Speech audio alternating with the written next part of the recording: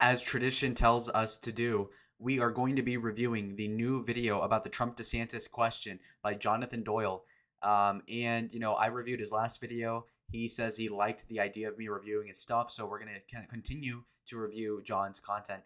And this is going to be a 2-hour doozy. We have a lot of people that have been waiting for this content for a long time, so I'm here to provide it for you.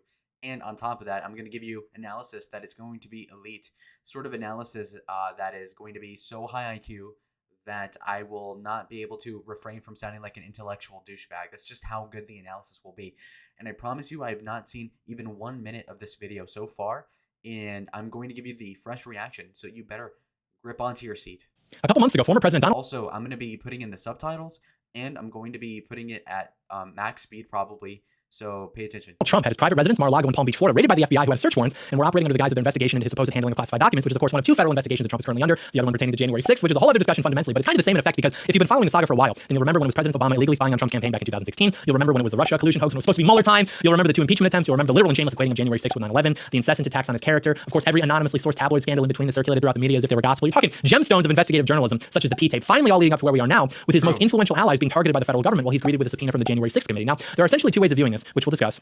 But it's undeniably a fact that there has never been in the history of this country a political figure who, along with their allies and with their supporters, has faced a greater level of persecution at virtually every conceivable level. It's just never happened before. It's never been more syndicated. True. It's never been more relentless, and it's never been more vicious. Like, this is just a fact, but people want to be like, oh, well, what about this guy? This guy got full-on assassinated. Like, okay, thank you. I hadn't considered that. Very measured, very insightful contribution. Thank you for that. But the point is that you cannot point to another example in American history where this level of persecution has been ordered against a political figure, let alone a former president. And people who don't like Trump will say, well, it's because he broke the law. He was mean. It's like, okay, an alleged error in filing documents according to the National Archives, so what, he like pissed off the top librarian in the nation. Yeah, lock him in a cell, throw away the key. This is just one of the sobering realities of politics, which has always been the case. And people know this, but they don't actively think about it and trace its implications. And that's that there is no such thing as a nation of laws. The people who pull the strings are always going to reward and make exceptions for themselves and for their friends, and they're always going to persecute their enemies.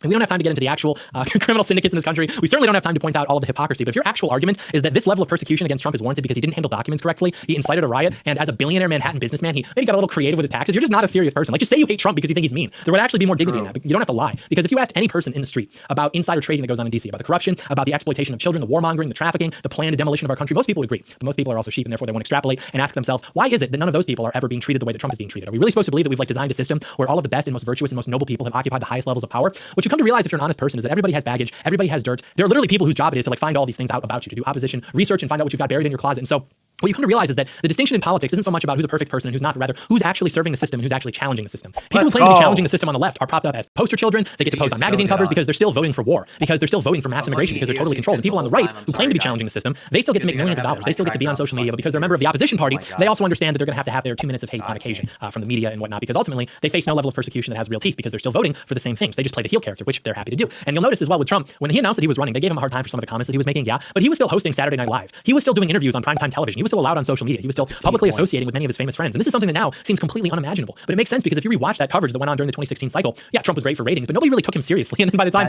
they realized that they needed to take him seriously, it was too late. And people will hear things like this and they'll roll their eyes at it like, well, you really think that Donald Trump is a threat to the system? Because they want to characterize him as this buffoon, or they'll say, well, what do you mean by system? You sound like a conspiracy theorist. And it's like, okay, to that I would simply recall the Supreme Court precedents on pornography. You know it when you see it. Like, we can sit here and reduce it to abstraction or a bullet point list, but the bottom line is that there is a way that things go in this country. There is an established consensus, and no matter who holds power, things like mass third world immigration, things like wars for democracy, nation building, offshoring our manufacturing base, flooding our country with drugs, destroying the innocence of children, destroying the economic prospects of the American people, destroying their heritage. All of these things just tend to happen regardless of who is nominally in control of each branch of government. More importantly, these things are all pillars of our system. They're not accessories to it, which means that these are things that are outside of the parameters of the debate. So you might disagree with these things. You might want these things to change, but ultimately, nobody who has ever seriously wanted any of these things to change has ever been allowed to get anywhere near the levers of power that would actually be necessary to do so. These are all features of our machine. They're not glitches.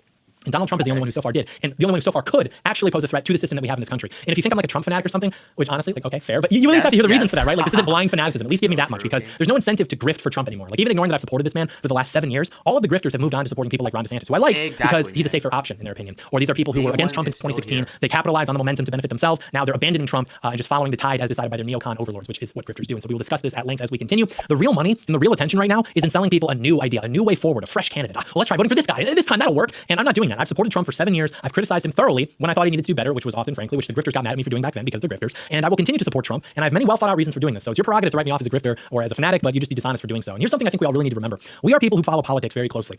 And because of that, I think it's easy to get complacent in the cycle of things. Like, I remember having a Romney Ryan desktop background back in 2012. Granted, that was before I knew what was going on. I was 12. But still, I was excited about the sports of politics, so to speak. You know, every candidate is always going to have a certain level of excitement and energy behind them. It's fun, it's competitive, it's merchandise. But you step back out of it and you kind of realize that there are examples of this that are truly exceptional. And the same goes with the supposed opposition to these candidates. Like, yeah, they called Reagan a fascist. Yeah, they compared Bush to Hitler. But notice how these people all still get together and speak kindly of each other, because a lot of that opposition is nothing more than political theater or aggrandizing or distracting the respective bases. Wow. But again, if you step back out of that cycle, you realize that there are examples of this that are truly exceptional. Yeah, the tactics may be more or less the same, but the level of viciousness and relentlessness against these people and the complete syndication of these attacks, it's actually unique only to Donald Trump. That's just a fact. You know, I even remember going to George Bush rallies at the Pontiac Silverdome back in 2004. I remember going to Trump rallies in 2016. But these things are very different. The atmosphere, and more importantly, what they represent are very different. And so to understand Trump, and more importantly, the dynamics against Trump, because anybody with average intelligence at this point, and at least an honest bone or two in their body, will understand how uniquely intense these attacks are against Trump. And so at that point, there seem to be two interpretations. Either A, Trump is just a terrible candidate, which is why they're attacking him so much, and clearly we should move on to somebody else. Or B, there actually is something about Trump that these people are very threatened by, and we should figure out what that thing is so we can protect it and really lean into it, because the system is very good at defending itself from outside threats. And as much as it maybe wastes resources on promoting stupid things, it doesn't play games when it comes to defending itself. If you are perceived to be a threat, you will be seriously attacked. And so we have to view Donald Trump as more than just an interesting Republican candidate, more than just a popular president, but rather something that actually transcends that. Someone who is quite literally a once-in-a-lifetime political figure, not just another candidate. That would be an inaccurate label. Maybe you disagree. Maybe you think I'm silly for saying that. I'm a fanatic. But irrespective of that, the political establishment in this country actually seems to agree with me, because they are treating him exactly with the contempt and persecution that we would expect someone with the profile that I assigned to Trump to be treated. And this isn't even speculative. Like, it goes beyond assumptions. We can actually prove this. They are legitimately threatened by Donald Trump. And like we said, people forget. People forget this because they're spoiled. They take this new momentum for granted because they're so caught up in the cycle of politics that they forget how bad it used to be for us. Like, do you remember who our options were in 2016? What did Marco Rubio, rising star Marco Rubio, talk about in his 2016 campaign announcement? He talked about how the greatest thing about America is that it allows immigrants from all over the world to come here and work hard to create a better life for themselves. How we have the American dream for everybody. He talked about how our military was weak, which is bad because it won't be able to protect our allies. So in other words, America's great because it's an economic zone for the rest of the world, and it's great because it's a Kevlar vest for the rest of the world. And we have to keep it that way. So vote for me. And people literally thought that Donald Trump was like a Clinton plant. Okay, to be fair, that's a very like white stepfather way of thinking about that. Like only a white sort of like Western orientated mind could ever come up with that sort of rationale as like, oh, I'm here to provide and I also don't expect anything from you. And it's not like in the Jesus Savior model. It's more so in the please like me, please accept me. I will protect your countries and I will take in your brown people. That is that sort of, I mean, only white people say that shit. And Marco Rubio might as well be one as well. Okay, so again, you know, John, maybe he didn't pick up on that fact, but we'll let him keep going. To stop Marco Rubio, the real threat to the establishment. This was an actual thought back then. Or what about Jeb Bush? He was the front runner before Trump. What did he talk about in his campaign announcement? He talked about limited government, cutting spending. Okay, I mean, I guess that sounds pretty good. He talked about our military needing to be strong so that we can defend our allies. Oh, okay, I guess that sounds good. And then he literally spoke Spanish and said that we need to be more loving to our neighbors in Mexico. Right. What did Trump talk about? No, Mexico isn't sending their best folks. They're bringing drugs, they're bringing crime, they're rapists, and some I assume are good people. He's talking about how countries are robbing us of our wealth, of our young men and women. They're laughing at us. Nobody's proud to be an American anymore. We've become a dumping ground for everybody else's problems. They're taking advantage of us. We've poured trillions of dollars into wars for other countries. We've received no benefits for doing so. We're sending all of our jobs to other countries. And most importantly, we will make America great again. That is the distinction. Everybody else wants to keep you entranced by this false George W. Bush style patriotism where everybody just wants to wave the flag and say, America's the best. Oh no, but it's in danger. So you have to give me money and power so I can keep it the best for you. And Trump goes, no, actually, America's the laughing stock of the world because of this poor excuse for a leadership class that we have. And so we're going to go ahead and make America great again. And that is something that actually resonated with people because yeah, maybe they generally agree with the messaging from everybody else. But before Donald Trump descended from the golden escalator, the American people literally did not even know that they had those grievances as options. Nobody ever spoke about them. They were settled. They were beyond the scope of debate. The experts said so. And which message is it that gets people off the couch to vote for the first time? Or again for the first time in decades? We know the answer to that question. And no amount of astroturfing from neocon publications and outlets can change that reality. So as much as we hear now about better leaders and better governors, the bottom line is that before Donald Trump, the state of right-wing politics in this country was people like Jeb Bush. Before Donald Trump, the state of right-wing politics in Florida was people like Jeb Bush. But people like to forget that. And I'm not throwing shade here. I reiterate, I like DeSantis. I'm really happy with a lot of what's happening in Florida. But if you're talking about true leadership, passing bills at the state level where honestly, at this point, you know, 2 years ago, you could have said, I love Donald Trump and I like DeSantis. But at this point, you know, given the snake nature, and I can smell that shit. You know, when somebody's a snake, I can just tell.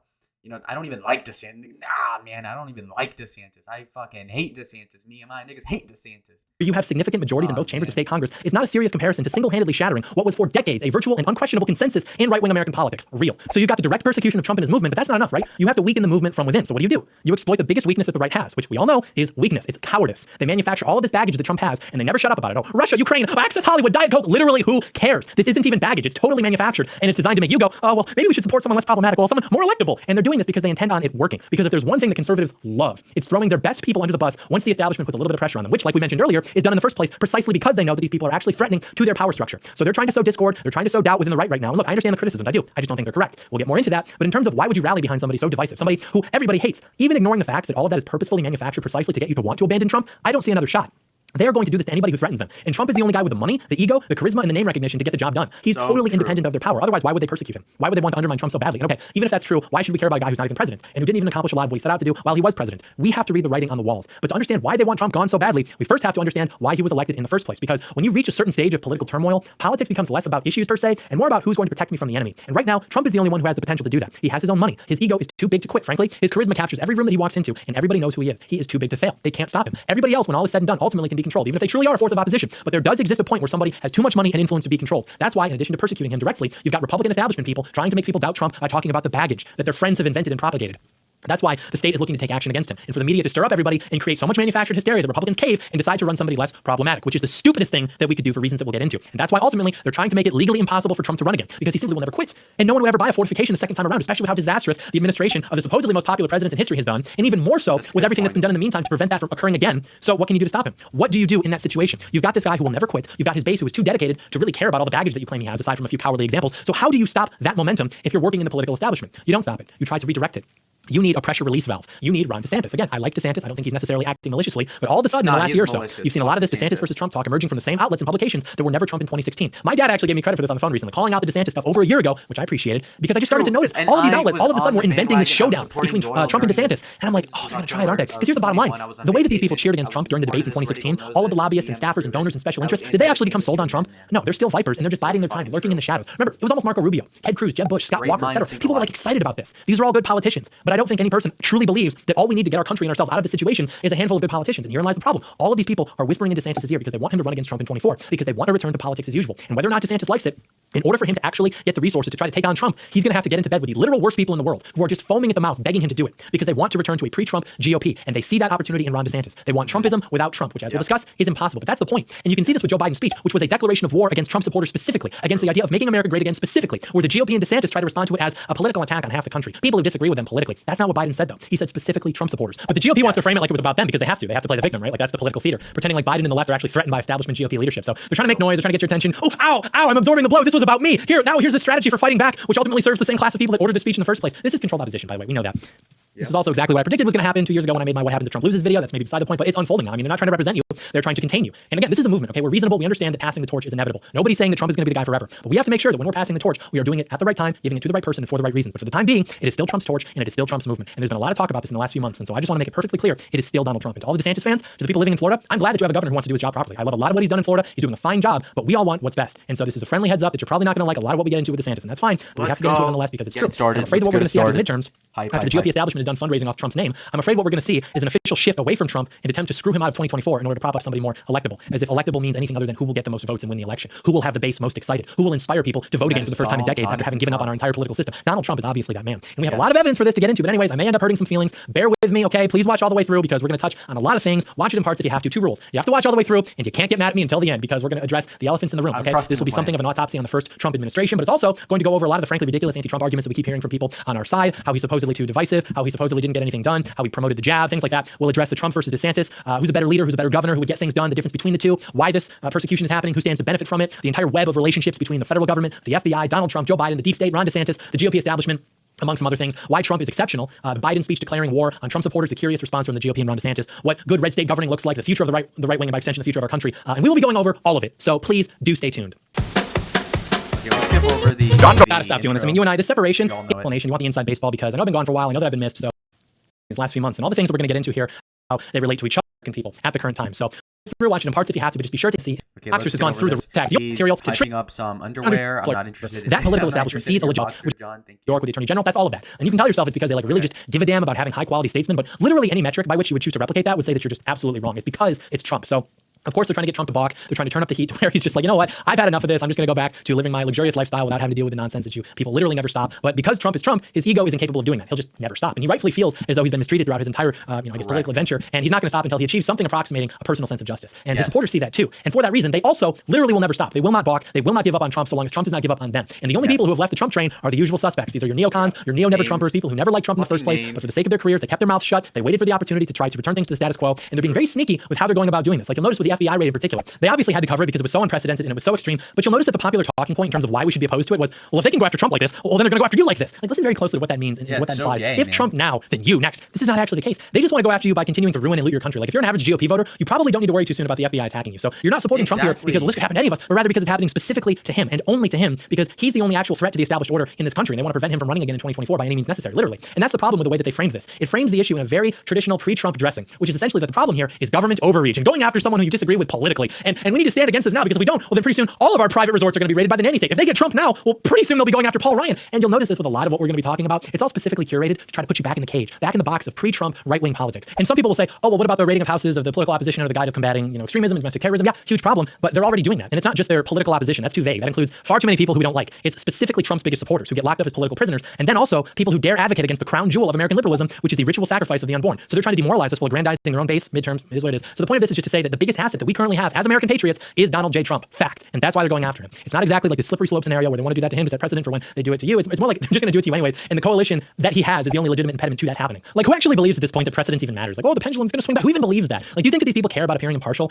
The left doesn't care about any kind of precedent that the persecution is going to set, because they don't even expect to ever be out of power in any meaningful way ever again. Like, even on the off chance that the GOP manages to assemble enough guys with a spine, the left owns the FBI. They own the media. The rest of the deep state, no matter how the election goes. That's why the precedent doesn't matter. Like, the election doesn't touch the critical parts of the machine unless you get someone in there who has the blueprints and wants to just destroy the whole thing. That's why they have to do anything necessary to stop Trump, because you don't just build a political machine of this magnitude and then, like, oh, here you go, just hand it over to the other side because 51% of the masses said so. That's why the executive branch might change its figurehead, but the deep state remains until you get someone in there who knows how to burn it to the ground. But we've seen how strong their defense is against that, of course. So the real problem here, and this is the big lesson that we all should have learned throughout the Trump years, it's not necessarily the existence or the size of the state of power, broadly speaking, but rather who's in charge of it. People who haven't caught up to this, they're not quite going to make it. The problem is that it happened to Trump specifically, precisely because they want to prevent him from running in 2024, because the system is completely corrupt, it's totally compromised, and he's the only one who actually has the potential to change that. If on January 22nd, 2017, the FBI were raiding properties owned by the Clintons, by the Podestas, the Obamas, the Epsteins, et cetera, I would endorse that. That wouldn't be government overreach. That would just be epic. Like, we all wanted that to happen. That still needs to happen, and we all know why. But I hope that I'm articulating that point sufficiently. That the problem isn't necessarily this extreme government overreach, and we don't stop now. Well, then it's going to happen to all of us. It's that they would never do anything like that to anybody who they don't perceive to be a very real and a very serious threat to their establishment, which again is totally hostile to the American people. And so if you frame it otherwise, it suggests that the system is fundamentally good, but it's become a bit overzealous. It just needs to. And that's another thing that we'll talk about extensively. The problem with people who claim they're on our side, but they still have this like fundamental faith in the system, this fundamental faith in the establishment, whole thing down. Only Donald Trump is talking about doing that. Only Donald Trump is talking about purging the bureaucracy. Only Donald Trump is attracting the people who would be able to do that, having openly learned his lessons from the previous administration. These other characters,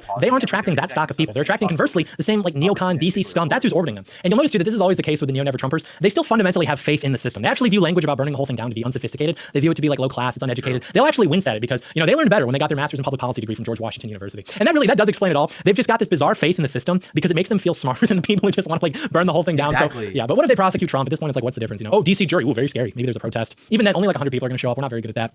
They would still probably deploy the National Guard, use it as a photo op to further the political persecution of specifically Trump supporters, and they call it a sequel to January 6th. But the point is that the political establishment knows exactly what it's doing. The GOP needs Donald Trump right now because the fact of the matter is that only Donald Trump's name can energize the base in the way that they want for midterms. But after the midterms are over, pay very close attention to the way that the GOP is treating Donald Trump. Pay very close attention to the actions of Ron DeSantis after he wins re-election in Florida. Pay very close attention to the way that the GOP starts to act towards Ron DeSantis. Right now, they're happy to use the name and the momentum of Donald Trump to fundraise, but after the midterms are over, I think you're going to start to see their true colors be revealed. And the other side of the political establishment is, of course, trying to prevent him from being the nominee as well. So they're going to run the same play of going all the way. So, of course, the spineless conservatives agree on the general sentiment, but not the extremes. Obviously, Trump shouldn't run in 2024, but going to prison, that seems a little extreme. Here's the thing that the cowards don't understand. Literally nobody cares. There's a certain conversation that one has to have with themselves before voting for Donald Trump, before accepting the Don into one's heart, which is basically this. I don't care about the Access Hollywood tape. I don't care about the tweets. I don't care about the lack of filter. I actually like them. They're coming from my children. They're erasing my history. They're taking my money. I need somebody who's going to go after these people. Because like we said, at this stage of political decline and turmoil, it's not as much about issues. It's about who is going to protect you from the enemy. And the left, through Biden's speech, has declared Trump supporters, normal Americans, to be the enemy. So the people who would be offended by this, the cowards, are outweighed by the people who are inspired by this. This meaning the legitimate threat to the political establishment that they know has failed them, that has raped them, sold them out, humiliated them, and Trump knows that, and he wants revenge. He's been punished. They raided his son's bedroom. They've done nothing but try to humiliate him for the last 7 years. Most of his friends have turned on him. They're trying to send his other son to prison for nothing, literally nothing. They're doing the same thing to him. If you think he's not going to try to go in there and burn this whole thing down or die trying, you are mistaken. You need to stop reading op-eds from your favorite pundits. Start reading about the great political power struggles of history. Start reading about the great declines of empires in the last 100 years or so, because it's not just about states won hats. They've got the bumper stickers, not just because they forgot to take them off. They are choosing to keep them on. Whenever have you seen this level of support? Continue for a candidate who didn't even stay in Oval Office. Please spare me the electoral maps of days past. Riddle me this instead. Who, with the current demographics and institutional monopolization in this country, would actually get more votes than Donald Trump? This is not Nixon or Reagan's America anymore. Find me somebody who can get the crowds that Trump can. They're rising stars. I agree. Very good, very talented people emerging. But for the time being, it is absolutely Trump's movement. That is where the momentum is. That is where the base is. And that is from where the trajectory needs to continue. Anybody who right now is trying to get us to move past Trump is doing at least one of three things. They're acting maliciously. They're masturbating to their self-perception of a smart political person, which typically is rooted in class insecurity, or they're failing to sufficiently read read the room. In other words, if you're off the Trump train, it's because you're either retarded, gay, or evil, or some combination of the three. This cannot be refuted. But like, okay, maybe it's the persecution he's facing. Maybe it's actually because they're threatened by Donald Trump. But why? What is it about Donald Trump that is so threatening? You know, you keep saying that, John, but what do you actually mean by this? Well, firstly, everything that I've said about him so far and everything that I will say about him here, tell me that I'm wrong. Like, you can dislike Trump, that's fine, that's your prerogative, but I'm not wrong about these things. And just like my What Happens If Trump Loses video, you will see that as time passes, the points that we're making here will be completely vindicated. And look, I get it. Do I think that Trump is the sole answer to all of our problems? That he's just going to fix everything? No, I've never claimed that. Do I think he's going to save the world? No. But at the same time, what's wrong with having political heroes? Like, should we just instead get our hero fix from the Marvel Cinematic Universe like the rest of America? Exactly. Like, the only relevant difference between a political hero and a historical hero is like whether you were alive at the same time or something. It's like Iran said after we killed Soleimani and people were wondering if they were going to retaliate. Iran's like, how could we when all of their heroes are fictional? Like, are we supposed to kill Spider-Man? Are we supposed to kill SpongeBob? And here's the biggest thing. It's not even necessarily just Trump, but the people who would be inspired by him and want to work alongside him in forwarding his agenda. That's the key. And obviously, there were some severe personnel errors in the first administration, which now even Trump seems to acknowledge himself. But the point is that while every president is going to attract bad people who want to exploit them to get closer to the levers of power, only somebody with the messaging and the momentum that Donald Trump has would attract the people who are both good and capable of actually enacting positive change in this country. These people aren't inspired by what the pre-Trump GOP was offering. And Trump truly does inspire people. Like, Trump, firstly, is the most popular Republican ever. That's a fact. And he's lit a fire in this country of world historical proportions. That is also a fact. And he inspires people like no other candidate that we've ever seen in our lifetimes. And people take this for granted. People take for granted that Trump went up against like a dozen politically trained Ivy League lawyers and made them sweat and stutter like idiots. Like, who else can do that? Michael Bloomberg tried. Everyone thought, oh, he and Trump, they're cut from the same cloth. New York billionaires. Elizabeth Warren comes out, chews him up and spits him back out like it was nothing. Go watch Ron DeSantis debate against Andrew Gillum in 2018, or the one he just did about Charlie Crist. It's not even close. And in fact, DeSantis, he maybe even had a bit of a hard time. I don't know. Again, I'm not taking shots at DeSantis. I'm not saying he's bad. I like him. I just have to reaffirm that Trump is just so exceptionally good. And I'm tired of watching people be psyoped by establishment and neocon media and forgetting that. But it's always that fundamental faith in the establishment. I mean, they look at Trump who didn't get anything done. Like, sure, okay. And they think that's an error on his part exclusively. Like, hey, this guy who ran a campaign on restructuring our entire political system faced unprecedented roadblocks and persecution from people in the GOP establishment who claimed to be on his side, but ultimately and with intention subverted his administration. What a loser. We'll get more in depth of this as we continue. But these people are able to think that because they can't comprehend how bad things actually are. You just have to vote in the right, respectable, experienced person into office. The only reason voting for somebody who's a part of the establishment makes sense is if you believe the establishment actually has the answers to the problems that are faced by the American people. The opposite of this is actually the case, whereas our establishment is actually like what imposes upon us easily 90% of the problems that we face as a country. And that's probably even a conservative estimate. The establishment is the disease. That's the enemy. That's the problem. And it's essentially incapable of offering a solution to like itself, right? That's the whole point. It's very good at preserving itself. It's very sophisticated. But there's a certain requisite psychology that's necessary to understand that. You probably know what I'm talking about because it's probably very frustrating to you as well, because in order to understand this, you really have to have a certain level of like agency. Like, it really is agency, you know, this sort of willingness to accept uncomfortable truths. It's willingness to disregard the opinions of others or to just generally like break through herd consensus. And it's also just like this general thirst for truth, like a general wanting to know, wanting to follow the trail, wanting to go down the rabbit hole or what have you. But I think all of that can best be summarized by an individual's overall agency. And we've talked about this before, but unfortunately, most people just do not have agency. That's just human nature. It is what it is. And so even for people who are interested in politics, for a lot of people, it's like a fetish. Like, they really derive an almost sexual level of pleasure from just subscribing to the stupidest ideas and worldviews. I'm talking about otherwise reasonable people. These are people who might even vote Republican, but it's just like a power LARP to them. It's a game. That's really what it is. It's like, whether it's neocons or libertarians or whoever, you're literally like playing this tabletop RPG with them, and they're like, haha, I'm a wise wizard, and we wizards use deception to control our foes. Your unguided mind can know the truth. Foolish, only my crystal ball can conjure knowledge. It's like, okay, so can we talk about the rise in violent crime, or can we talk, well, ha, I'm Michael Malice, the wise wizard. Don't you know that violent crime on public transportation is caused by government intervention? Ha ha ha. My attack weakens you by 10 HP. What am I? I'm trying to think of what I was thinking. What it reminds me of. It reminds me of that South Park episode when Mark Zuckerberg is just going around the town harassing people. That's the same thing. It's like, okay, cool, we get it. You're like this super serious political junkie. You're not like buying into the whole Trump momentum. Cool. Can we stop LARPing now? Like, can we just be honest with ourselves now? It's the horseshoe theory of practical intelligence once again. You've got the low IQ people, and they wear two hats, the MAGA hat and the tinfoil hat. And then you've got the high IQ people who speak these things very matter-of-factly because it's not as exciting or romantic to them. It's just like, you know, whatever. And then you've got these people in the middle, these midwits, the 115 IQ people who exist in this false control dichotomy between, well, the system is good actually, it just needs a little bit of tweaking, versus, oh, any system is bad. We should ask the system to delete itself. And then they start making out with each other. You are gay. This system is the problem. We're smart enough to have a good system. We had a better system, and we still have the time and the resources and the stock of people to correct course, though not for much longer. So this conservative movement, it doesn't actually seek to represent you against the system. It's not a legitimate opposition party. It seeks to contain you. It seeks to control artificially the parameters of the debate. That's why anybody who steps out of line gets purged. And anybody with integrity is prevented from achieving a significant level of influence or power. And it's been that way for decades, all until somebody who had achieved that level of influence and power independently of it just decided to try to plug himself into it as a hobby about 7 years ago. But we can solve those problems in a matter of literally minutes. Thank you.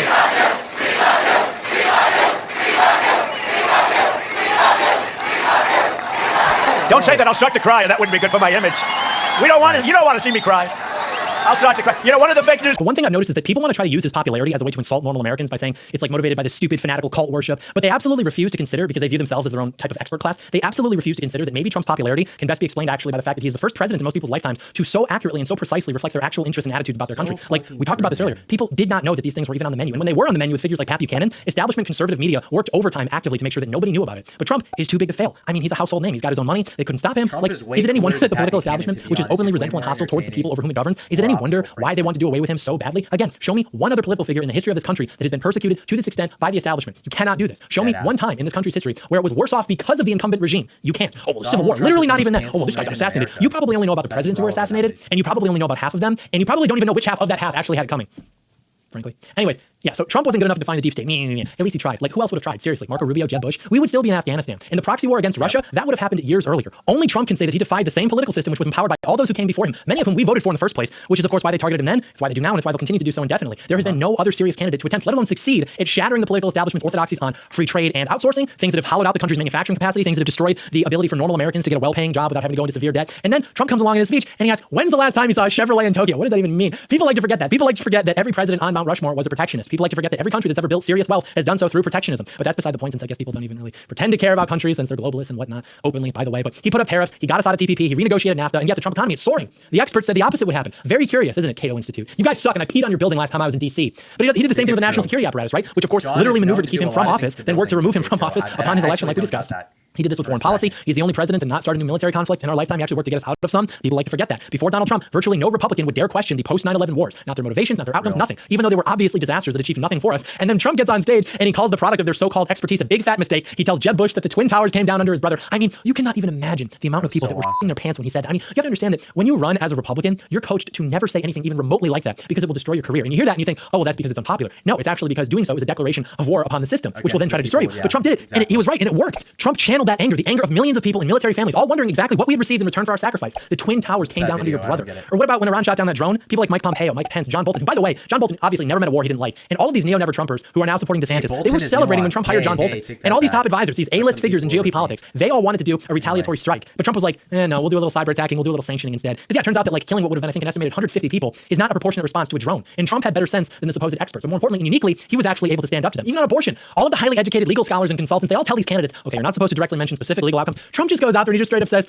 I will be appointing pro-life judges who will overturn Roe v. Wade. And then he actually did it. That is so fucking funny. Like Donald John Trump, he's the catalyst that led to the end of Roe v. Wade. Can you imagine telling somebody in the 1980s, yeah, Donald Trump's going to take care of this for you guys. Don't even worry. It'll be tremendous. You'll see many people are saying that this is also true. So cool. Like, that's the thing. Trump made it so we didn't have to be neutral anymore. We didn't have to pretend that, oh, hey, we could be wrong. Trump did away with this whole myth of the neutral institutions. With all of these issues, immigration, foreign policy, transnational governance, the political establishment and the elites before Trump had simply decided. They had removed all of these fundamentally political questions from the realm of political discussion. It was just consensus. There's no room for debate. There's not even need for debate because the experts had taken care of that for us already. So voters didn't matter. Literally, the only thing that mattered was the opinion of the expert class, which of course always coincidentally benefited them and their friends at the expense of the American people. And so all of these candidates we got to pick from, we could only like hesitantly and reluctantly pick from whichever of these candidates most sufficiently articulated how hard they believed in this idea of America, how much they love this idea of America. Trust me, everything's fine. The adults are in control. The point being that in almost all cases, Trump actually put first what was best for the American people instead of just ideological purity, meaning what some nerd with a bunch of abstract theories who's never actually lived in the real world told him was best. Well, principles. What about principles? It doesn't matter if you're principled, if your principles suck. Oh, well, at least I'm principled. No, you're a loser and you suck. That's your conviction, and you like want people to know that or something.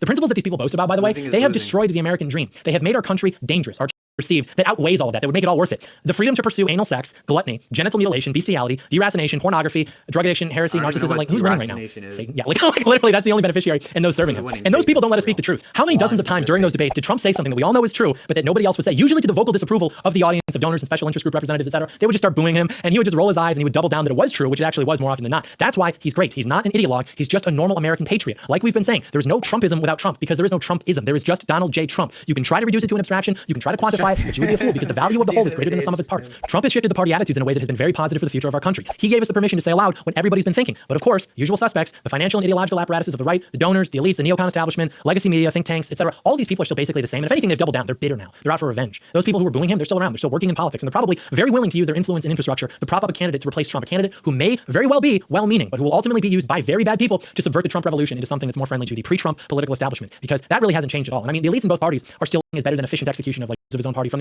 with Russia, not simply because he's a criminal bad guy like the agenda, but they think, well, Trump is too problematic. So for whatever reason, the deep state is determined to keep Trump away from the White House. Well, then our best course of action is just to nominate someone who can actually get things done. Like all this stuff, it makes sense on paper. It really does. But this is a fundamental misunderstanding of the essence of politics. It's not just about good policy and bad policy. It is a struggle for power between opposing forces, that power against them or their interests. So while I understand the frustration with the first Trump administration, and trust me, I do more than anybody. You might even remember that I was meticulously critiquing it as it went on. It's truly just ridiculous, this whole write-off Trump, because he didn't do anything. Trump received more pushback than any figure in American political history. And he wasn't dependent on donor money or special interest money, lobbyists. For all intents and purposes, he was not a part of the political system. And people think that a guy who doesn't check all those boxes, or even any of them, is going to handle the pressure from the system better. And even it's a false dichotomy because that guy would never get that pressure because for all intents and purposes, he is a part of that system and therefore it's not threatened by him. A point I should have made here on the allegation that Trump didn't do anything. When people on the right say that, both those who support Trump and those who don't, we still bear in mind that Trump's advantageous to understand Trump. Did he just put in a corrective statement at the end of the doing to video him. while he was editing it? That it's actually worth it for him to keep going. They've got the money to fund the whole thing themselves if they have to. They're already famous. They're hilarious. They're cool. You would need Donald Trump, basically. So if it's not him, tell me who else checks all those boxes, and I'll jump ship, I guess. But there's no one else. Trump is a once-in-a-lifetime political figure. Like, you're never going to see something like this for the rest of your life again. And you'll notice that nobody who's a part of the system is willing to say that, because they ultimately either benefit from it or they still have faith in it, or both. But like, you need somebody who's going to go in there and just torch the whole thing. And the man for that job is Donald Trump, because the key point is that you can be within the system without being a piece of the system. Like, Trump existed within it, but DeSantis, by all metrics, is cut from the same cloth as the system. And we will explain and discuss the implications of this as we continue. But Trump is talking about fundamentally restructuring the federal government akin to FDR, akin to Lincoln. That is beautiful. Apparently, he hasn't even spoken to Kushner seriously since everything that went down in 2020. And he knows he can only serve 2 terms. He only probably wants to. I mean, King Trump, that's a meme. Which means that he knows if he were ever to go scorched earth mode and get his revenge, it would be in his second term. And I mean, if he doesn't, what does that even look like? Okay, DeSantis stays in Florida, continues to set an example for what governing a red state should look like. Maybe he does an even better job. He gets Florida more aggrandized, gets the base more aggrandized, builds up his war chest for 2028, wins the presidency. I have no real problem with that. I want him to succeed. I want him to make Florida even redder. I want him to make America even redder. He's really the man for the job. But why would he want to get into bed with the GOP establishment to try to steal the torch from Donald Trump? Are we really supposed to believe that's an improvement? That the most powerful people in the country are fools? We're smarter than them because we know that they're just opening the gates and letting in the Trojan horse that is Ron DeSantis, the true threat to the system. But with Trump in office for another 4 years, even assuming he doesn't do anything, which I think is unrealistic, I think that almost all of the things that were causing him to be less effective than we would have liked in terms of his ability to operate without being like distracted or dissuaded by his constituents, all of those have more or less been corrected, at least that I'm aware of. I've heard from people who would know. So, people can just say, oh, it's going to be a repeat of the first administration. The variables that caused that have largely been removed, which maybe isn't a perfect indicator, but it's not insignificant. But even then, what did the Trump presidency do? Its greatest accomplishment was exposing the rot within our system and within our country at every level. It exposed the bitterness and the viciousness of about a third of the country. It exposed the sheer level of dishonesty and corruption within the media, within the bureaucracy, academia, the government, like everywhere. And maybe people knew about that 10, 15, 50 years ago. Now it is unquestionable. It's never been more obvious. This vampire is now screeching, and it's because the man with the golden mane pulled back the curtain, and now sunlight is beaming off of its skin. And you know what else? It was also extraordinarily entertaining. It brought us hope. We really believed that the best days were ahead. You could feel the optimism, and people take this energy for granted. They think that it can still exist without Donald Trump. It can't. Oh, if we could only channel this energy into our based populist candidate who gets things done, that's just not how it works. But that's what the conservative establishment is going to try to do. Mark my words, after midterms, when they don't immediately need Trump's name for fundraising, they're going to try to officially start to move people away from Donald Trump, who's too problematic, and support a serious candidate like Ron DeSantis. All the better if Trump gets indicted after midterms. Do you understand how many of our voters will just give up on the system if it betrays Donald Trump? That's why the electability, that whole argument is so ridiculous. He who is most electable is he who will get the most votes by definition, and there's no question as to who that is. What you mean to say is that you want your little respectability politics back, but we're not going to allow that. When Donald Trump mogs Chuck Schumer and Nancy Pelosi in front of news cameras, is that respectable politics? Cool, only Donald Trump could ever and would ever do something like that, and he did it daily. But I could tell you otherwise. I really could. I mean, that's where the money is right now. That's where the grift is. There's a ton of money to be made in selling people false hope, selling them snake oil during the managed decline of our country. I could sell you that. I mean, I could sell you this new idea, this new thing, new strategy to save America. That's what people like to hear. It's fresh. It makes them feel good. It's exciting. It's new. But that's not what I'm here to do. I'm here to tell you, look, Donald Trump, for all of his faults, is still by far the best shot that we have right now. That's just the truth. And again, you can't refute anything that we've said so far. You might not like it. It probably annoys you, but it's true.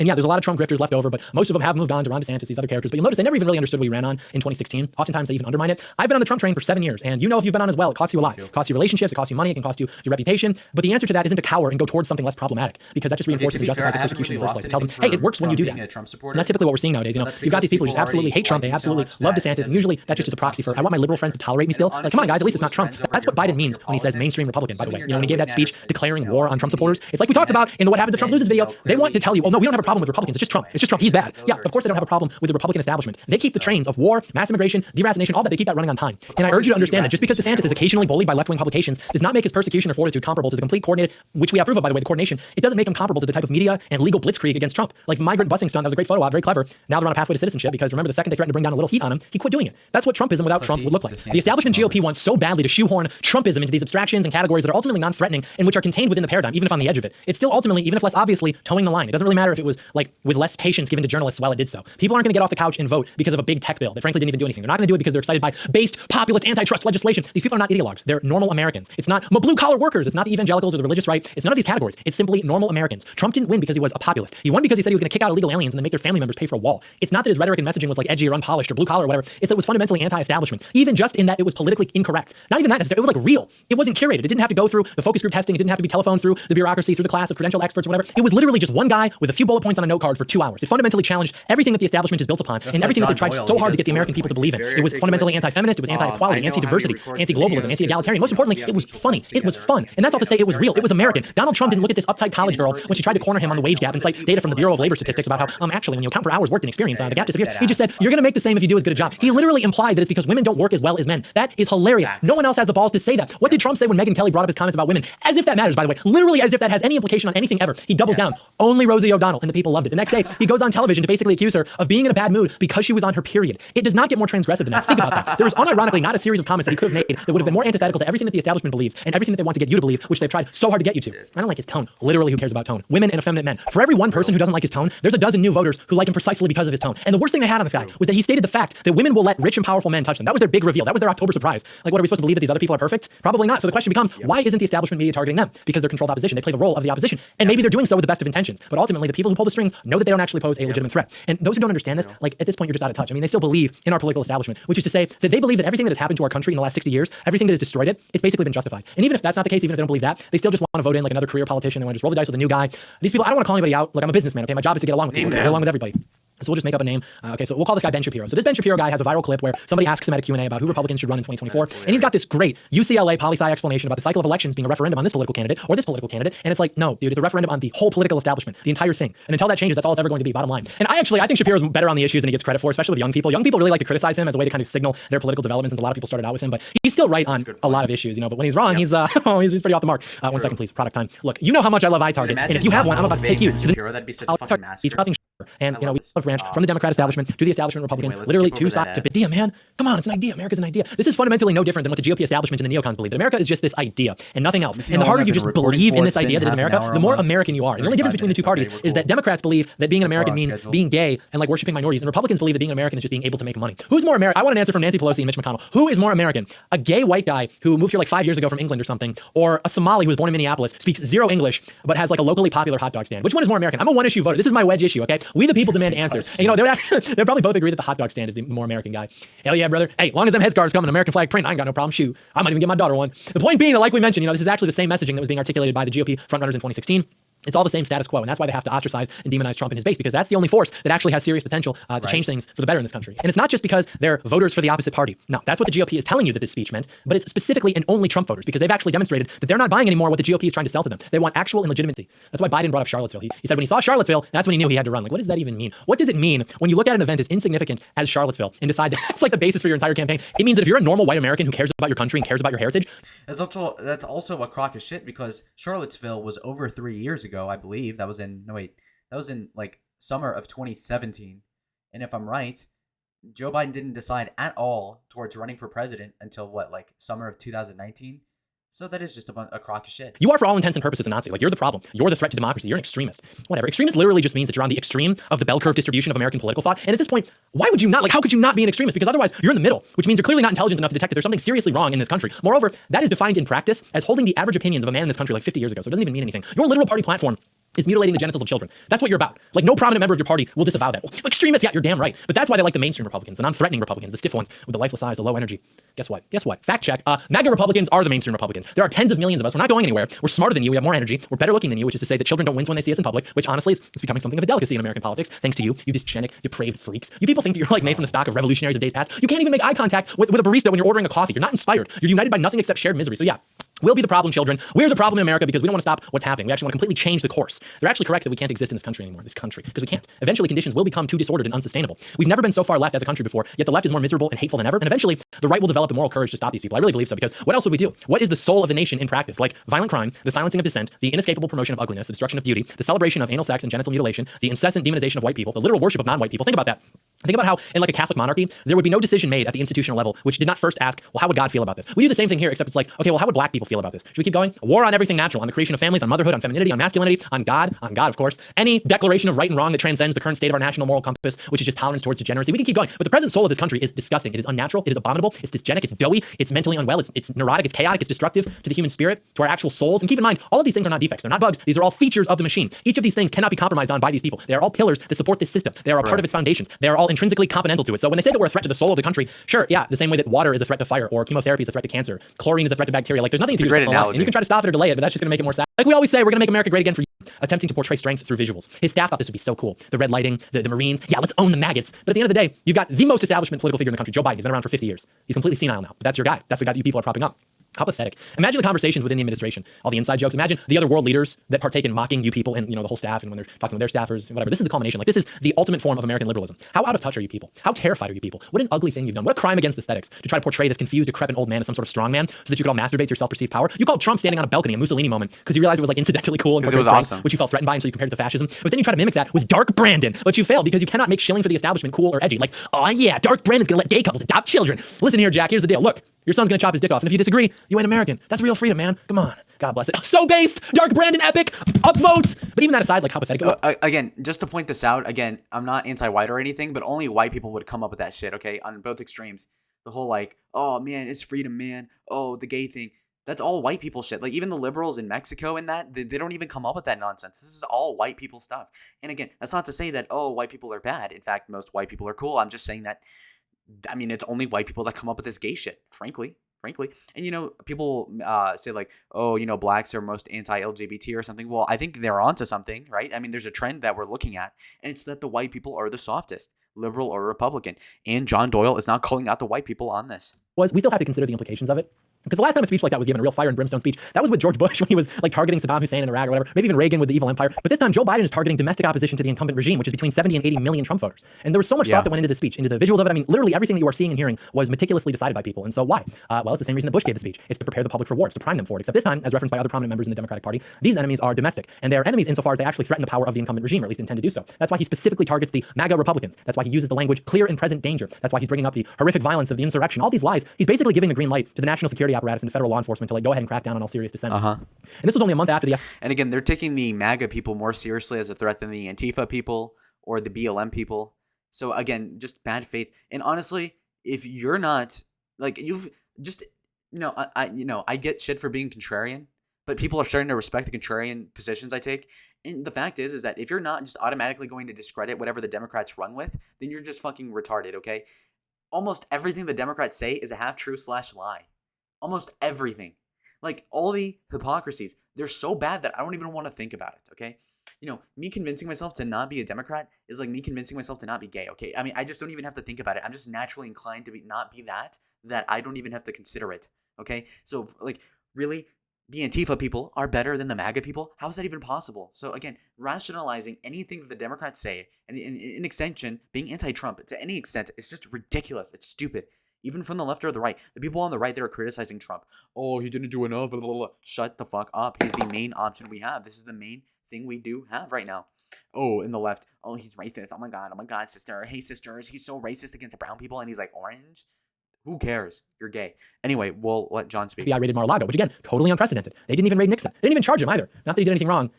Because he didn't, but he didn't do anything wrong less than Trump, probably. And you're talking about institutions which have been caught illegally spying on the campaign, spying on citizens, fabricating evidence against these people, et cetera, et cetera. And now they're being encouraged, sometimes even like against their will, to persecute the political enemies of the regime. And they're hoping that Trump gets charged and is removed from the running, and or it's just too much for the already weak GOP leadership class to handle. And so they just abandon Trump, move on to somebody who's less problematic or whatever. Really. And what's maybe even more alarming is that they are so ready, like their mouths are watering at the idea of taking any outrage from Trump's base and pushback from Trump's political allies and making examples of those people. Mobilizing the National Guard, moving forward with the domestic war on terror, putting these people in prison, using these obscure legal measures in order to target Trump's allies within the government, putting these people in handcuffs on television. That's what they want.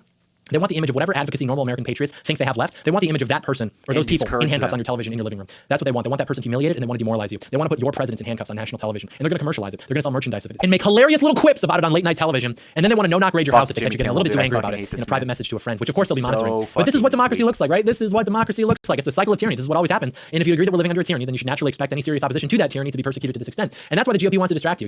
They need you to think that they actually represent you. So they get on television and they say, that Brandon speech was rich, wasn't it? Yeah, we're so threatening. Give us money, vote for us. We're going to get him this time. And then, well, one of these people is epically grilling somebody with tough questions in a congressional hearing. You're going to have the Brandon Stotzi like encircling Trump Tower. They're blocking off Fifth Avenue. It's like the Breaking Bad ending, It's just Trump alone in his office. He's looking at the CCTV feed on the monitors. They're all rushing up the golden escalator. Badfinger starts playing. He's just slowly pacing around his office. Runs his hand across Tom Brady's Super Bowl helmet, Mike Tyson's boxing gloves, the Diet Coke button. He just picks up a red MAGA hat and he's looking at it. But we don't even see Trump directly in the shot, only slightly, only through reflection. His image is being reflected off the glass of a framed photograph of when he was meeting Kim Jong-un. And then he just collapses right to the ground, like right then and there. We get the bird's eye shot, right? Because all the decades of Big Macs, I love promoting that. the jab, the big guy just collapses right there. God Decades forbid of that Big happens. I shouldn't even joke about that, seriously. No, you know what happens? He hits the Diet Coke button. And then these cans of Diet Coke, they're swinging down and they're giving a bunch of black eyes to the Brandon secret police. It's like in Home Alone. Remember when they took out Trump's cameo in Home Alone 2? Talk about Orwell rolling in his grave right now. Yeah, Trump's on the balcony. He's overlooking them. If you guys had enough, or I get thirsty for more, just Diet Coke cans just raining down. Trump makes his escape through a secret elevator without detection. Remember, he's a nimble navigator, but then he gets cornered, right? They've got a gun. Shoot him. Shoot him. I'm trying to shoot him, but they can't because the revolver, it's covered in melted Trump ice cream from a previous trap. So the gun, it won't fire. He's scrambling to pull back the hammer. And then look who it is. Just when all hope was lost, it's one of the Central Park Five. Trump, run. He just throws a bunch of cocaine on the police, just blankets them in cocaine, which he had on him because he's probably still a criminal. But it's okay now because Trump realizes now that this guy who he thought was his enemy, who he spoke so unfavorably of so many years ago, is actually his friend. And he helps him. And then all these homeless people, all these tweakers and crackheads, they just mob the police. They just absolutely crawl all over these people.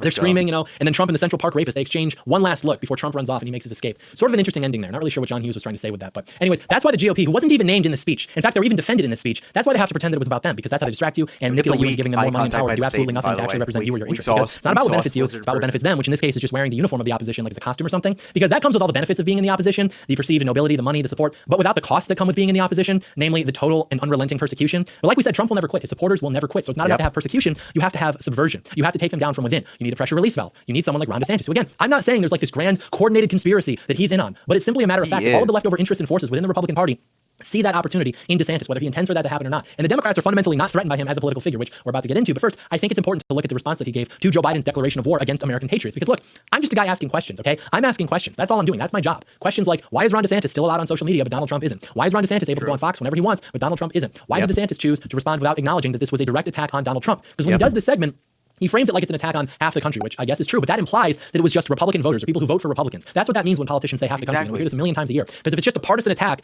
on Republican voters, well, then it's just politics as usual. Then it's no different from what we've been seeing for the last 50 years. It's just politics as usual, Democrats and Republicans, whatever. And then DeSantis goes on to say that it's an attack on people who disapprove of Joe Biden, people who dissent from his policies. That's an interesting way to say it because Joe Biden was actually more precise with it. He said it's an attack on MAGA Republicans who are a clear and present danger to our democracy. Therefore, we need a domestic war on terror, like Bush's equivalent speech, prime people for the foreign war on terror. Mitch McConnell disagrees with Joe Biden's policies and he dissents. So does David French and Jonah Goldberg. So do the Libertarians. But was that speech about them, people who just generally disagree with his policies? No, it was unambiguously about Trump and his supporters. But here it's framed as attacking Republicans who don't want him to get his way. It's a partisan attack on half the country. No, it wasn't partisan. It was ideological. And there's a difference because you can disagree with Joe Biden and also not support Donald Trump. Like this is the position of virtually all neocons. So my question as a guy who asks questions is why in this nearly 10-minute segment did Ron DeSantis not once say Donald Trump's name? Why did he not once say MAGA? Why is he framing it this way? This is the literal attempted erasure of Donald Trump and MAGA from Republican politics. There's no other way to put it. Joe Biden was so clear in his speech about who he was talking about and the message that he was sending, but Republicans ignore it. And they just want to go back to the standard talking points because the secret that they don't yet feel empowered enough to say aloud is that they actually agree. They actually want Trump gone too. That's why in this segment, they just kept pivoting back to what would be considered DeSantis' resume, blaming Democrats for inflation, lockdowns, rising prices, etc. But Biden didn't mention any of those issues in his speech, not a single one. And to that you might say, well, obviously Biden's speech was just political theater and we should focus on what really matters, which are issues such as those. Really? Why? Why not respond to the speech directly? Things have actually been this bad before, materially speaking. Like we've seen inflation before. We've had lockdowns thanks to governors from both parties for years now. So why not respond to what's new? Why not respond to the first time in the history of our country where we have a sitting president do nothing less than declare war on the tens of millions of Americans who supported and still do support Donald Trump? Isn't that worth mentioning? But if you frame it by focusing on the issues, well, then it's just politics as usual, right? You ignore the fact that our current system is designed to create these issues and have the American people foot the bill while you have these people play ping pong about who's to blame. You ignore the questions of legitimacy that are being asked of that system and you get back to the politics as usual. To the, well, President Brandon's trying to distract from how he's going to get his butt kicked when we vote all our guys in office. And then they can do what exactly? What are they going to do when they get voted in? With money raised off Donald Trump's name, which you won't even say, nothing. So that they can do nothing. Joe Biden delivering a speech that amounts to a declaration of war against any threat to the political establishment, and then Ron DeSantis gets on there and wants to talk about inflation and lockdowns. Important issues, yes. But the bottom line is that until you fundamentally restructure the system that we currently have in this country, you're never going to escape those issues. For some reason, DeSantis is one of them because they still naively have listen to that speech, but replace MAGA Republicans with black people, or Jews, or women, or even Democrats. How awful. Okay, yeah, but you don't even have to do that. The speech was written to convey that already, except MAGA Republicans don't is just beat a around proxy the for bush normal and white say, people. well, what if you Those talk are the people about being black persecuted people? and No, disenfranchised by we're the system talking that about neocons MAGA put so much faith patriots. into. Whereas Trump is the only candidate who actually says he's going to fight for 50,000 federal employees if he's elected. That's the deep state. These other characters will just leave them intact for the next Democrat administration to use twice as hard against us. That's what always happens, right? Because the last 100 years of right-wing politics in America can be fairly well summarized by refusing to stand by people because we're afraid of what the left says, and then we wonder why we've lost our country. Maybe because the establishment only seriously targets those who it perceives to be a significant threat. But then we throw those people to the wolves when we see what that targeting actually looks like in practice. That's why it's not about the MAGA Republicans just opposing his political agenda, but specifically, and very specifically, being in support of a particular agenda. The only one that actually threatens the status quo. A political agenda. Yeah, well, maybe if you were comfortable with the idea of politicizing things like 50 years ago, now we wouldn't have to be arguing about why children shouldn't have their genitals mutilated. Think about that. You eat food now. You digest that food. You convert it into calories, which are now spent on that, on constructing arguments why this shouldn't be happening to children. That's what the right-wing establishment in this country has done for you. Oh, well, but DeSantis is more electable. This is not true in the very literal sense of the term. DeSantis is not, all things considered, more likely to win an election than Donald Trump. That's just plainly not true. What you're trying to say is that DeSantis is less problematic than Trump. He has less baggage than Trump, etc. And you mistakenly think that this translates to a higher likelihood of electoral success, but this just isn't the case. And it's also a fundamental mystery of our current political climate. And again, I'm not criticizing DeSantis. I'm really not. I'm sure it sounds that way, but rather I'm just attacking this image of him that people are astroturfing and spreading around, because that's the image that they're going to try to use and are trying to use to discredit and take down Trump. That's really the most offensive part to me. They're trying to market DeSantis as something he's not, which is just unnatural. It's disordered. It literally evokes the same response to me as when I see a transgender person. Like, there's just something not right going on. Because it'd be one thing if they were marketing like this guy who could actually be the Trumpism without Trump that they want so badly, but they're not. They're like lying and manufacturing this image of based Ron DeSantis, and it's like not even the same thing. And they're too arrogant and stupid to understand that the whole idea is being pushed in the first place I don't know if he did by that very on nefarious purpose. forces in society who are threatened by Donald Trump, who hate Donald Trump, and who want to take him out. And so they're using these useful idiots to do so. Okay, that's it. We've dipped our toes in too many times. Let's just do it. DeSantis versus Trump. Let's talk about it. Conversation is awesome. We're asking questions, and this is going to be tough love, but it's necessary, okay? I'm commanded to speak the truth. I have to warn you. This is my midnight ride against the neocon establishment. More electable. There was no indication that he would get more done in office than Trump, and there was no indication that he's Trump without the baggage, which is being done because these people just want to. He's a great governor, but it's really easy to have that title when 90% of the GOP governors are totally incompetent. The idea that he can even hold a candle to everything that Donald Trump has done for the advancement of actually conservative policies and attitudes in this country is misaligned with reality. Let alone that he deserved the nomination in 2024 by stealing the torch from Donald Trump, who lit it in the first place. And again, I like Ron DeSantis, but nothing that I've said about him so far that we'll get into here is incorrect. It's all true. So it's now incumbent explain, along with the other 100 red flags that we'll talk about, which again are literally addresses all the silly arguments against that, except you screaming about his age. Like, he's high energy, he's sharp as a tack, and more importantly, the people that he attracts that would staff his administration, that's the most important part. Even assuming he becomes like senile or something, like these are the most intelligent right-wing people in the country, authentically right-wing people in the country, and they all want Donald Trump. Well, Reagan alternatives to this are was just going to be staffed by these like wannabe populist types who just ultimately don't get it. But anyways, the first real one is this idea that Trump is off-putting to the suburbs. I don't think this is true, especially given our current political situation where we're at such a state of turmoil. Like we said, you've got like deliberate targeting of children. At this point, people just want somebody who's going to strike fear into the hearts of all the people who've done this to them and just basically tell them to F off. Also, what's never acknowledged for some reason is that being palatable to the base doesn't necessarily inspire people who've never voted before, or people who've lost faith in the system to go get out and vote, which is something that Trump is uniquely able to do. And adjacent to this is this whole like, oh, well, Trump has too much baggage. Again, everyone has baggage. It is just a matter of who the media and who the establishment decides to target and who they don't. Moreover, literally what baggage? It's all just media hysteria. And you know that. You do. Whether you want to make the conscious decision to bend the knee to that media hysteria because you think it will benefit you in the long run, that's another question. But ultimately, that's all it is. But that said, there is one criticism that I actually agree with, but I don't think it disqualifies him. That's the promotion of the jab. Look, I'm much more of a pragmatist than I am a purist. I'm much more worried by exceptionally bad behavior that was so bad that it stood out from the average. And you have to remember that literally everybody was promoting this with a handful of exceptions, but everybody in the mainstream was promoting this, even Ron DeSantis. And it reminds me of when leftists are like, oh, the founding fathers, they owned slaves. And it's like, yeah, that was normal back then. But, to be clear, I'm not excusing this. It's the same logic. It's the same thing. I'm not excusing it. I'm just disarming it a little bit. Because to be fair, everybody... Jefferson owned slaves, and, that wasn't that crazy. And, Trump promoted the vaccine, which wasn't that crazy. And again, DeSantis did the same thing. You don't think that DeSantis would have done warp speed? Of course he would have fucking done that. Oh my God, Trump is a shill for Israel. So was DeSantis, and so will be DeSantis. And at least Trump got more fucking money from the Jews than did DeSantis. Oh my God. Oh my fucking goodness. These fucking anti-Trump people are driving me up a wall, man. And again, oh man, John is so right. Jesus.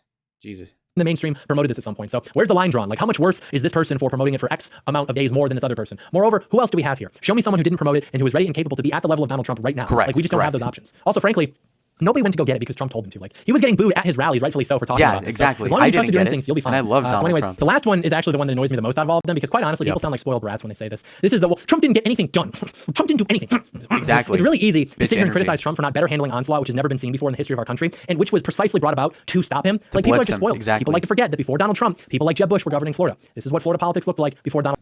Honestly, blaming Trump for not... I mean, let me do the analogy, okay? Trump is like if you were let's say you're Tom Brady, right? And you're a very good, quarterback, and you have a lot of clout, and we love Tom Brady.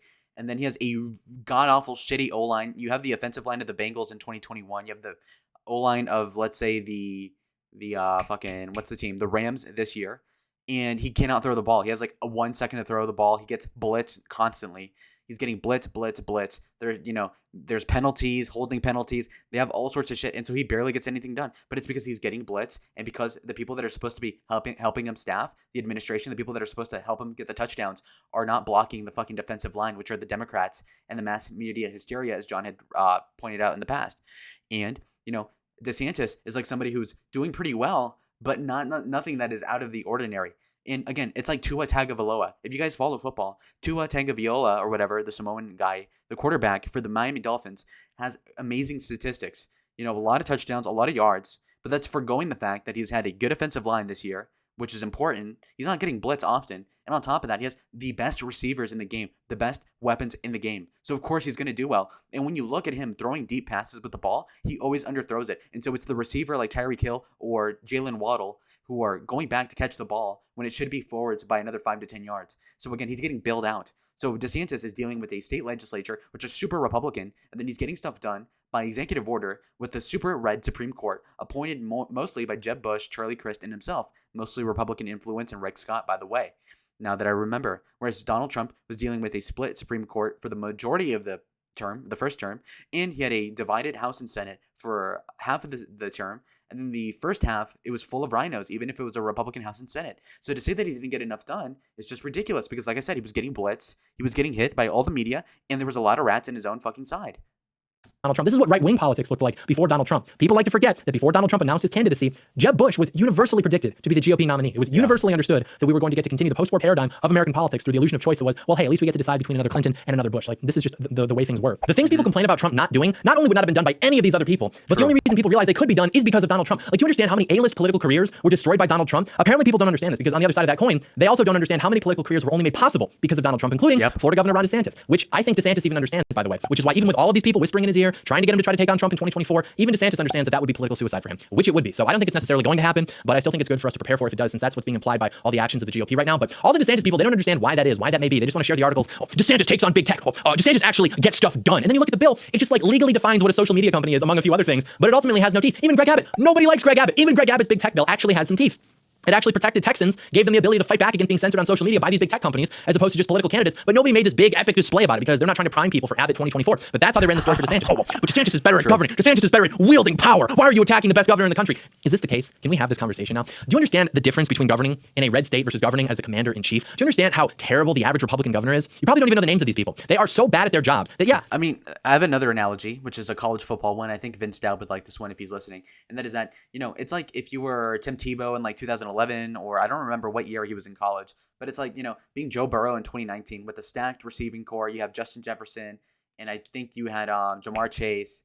You had the Randy Moss's son and whatnot. You have a good offensive line. You have a stacked college team, and you're playing a bunch of shittier teams. Of course, you're going to be good. Or let's say, in high school, we had the boys play college football. I mean, sorry, in high school we had high school football and varsity, and my friends played in that and all. And I saw the games, and when you're dealing with high school football, oftentimes it'll be like a district where it's like 5 schools and only one of them is actually proficient and actually have good coaching. So they're going to trounce everybody else. But once you get into the bigger leagues, when you're talking about D1 sports, and you're talking about the NFL especially, you're going to get fucking creamed if you're the Texans.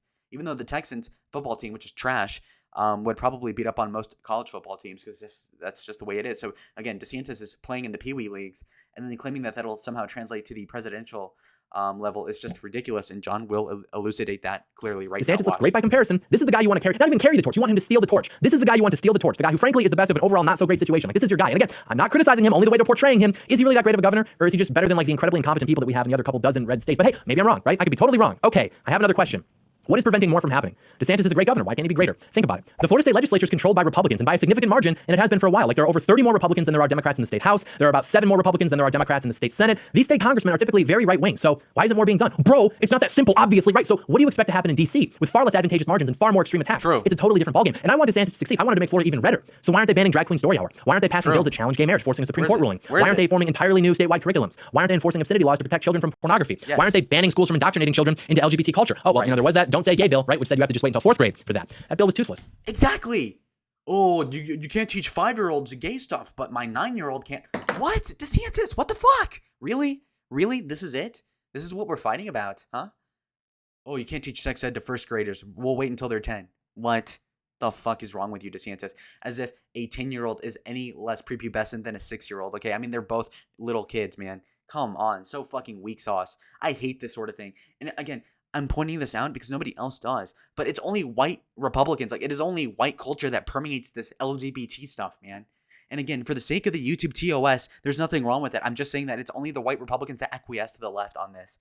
In Mexico, in fucking Bolivia or whatnot. Like, think of any country, Brazil even. They don't cuck to the left on the gay stuff. Okay, just take notes, guys. So, hey, we just have to wait until 4th grade to discuss anal sex and genital mutilation with children. Like, that was already the case. When we got the puberty and sex talk, we were in 4th grade. That was the first time we got that talk. Now they're just making it into law because no one would ever even thought to do something like that. That depraved and perverse to our children as recently as like... No, but also keep in mind that the sort of like sex ed that me and John got like in the 4th and 5th grade, like in the early 2010s, that was, like heterosexual, normal, like girls get their period, guys, have so-and-so anatomy. I don't want to get graphic, but it was normal. And I don't know if we had, parent slips, but like all of our parents knew that we were going to learn it, and it was normal. Again, it was kind of awkward, but that was, we were in 5th grade. Girls started getting their periods. I think as early as 4th grade, actually, some of them did. Whatever. It's just a reality. But again, they were just teaching us normal stuff. It wasn't like, oh, you can put on a condom like this. Here's a banana and put the condom. I've heard people do that before, but not definitely with me. And I guess not with John. And now what they're trying to teach children is the transgender stuff and the drag racing, or I don't even know what it's called.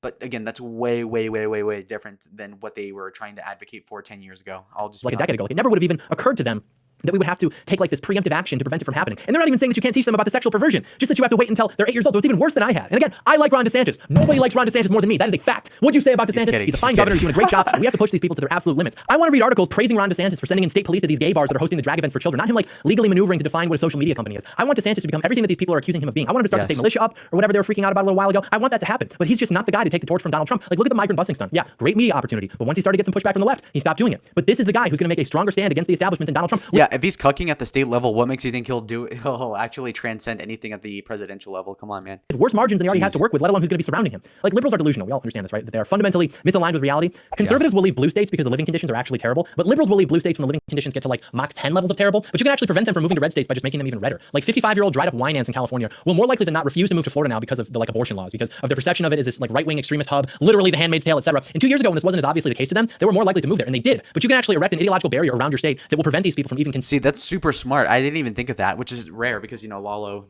he's a genius. He's a very smart guy, at least. And then again, my 133 IQ, Pee-wee brain did not come up with that take. That is genius.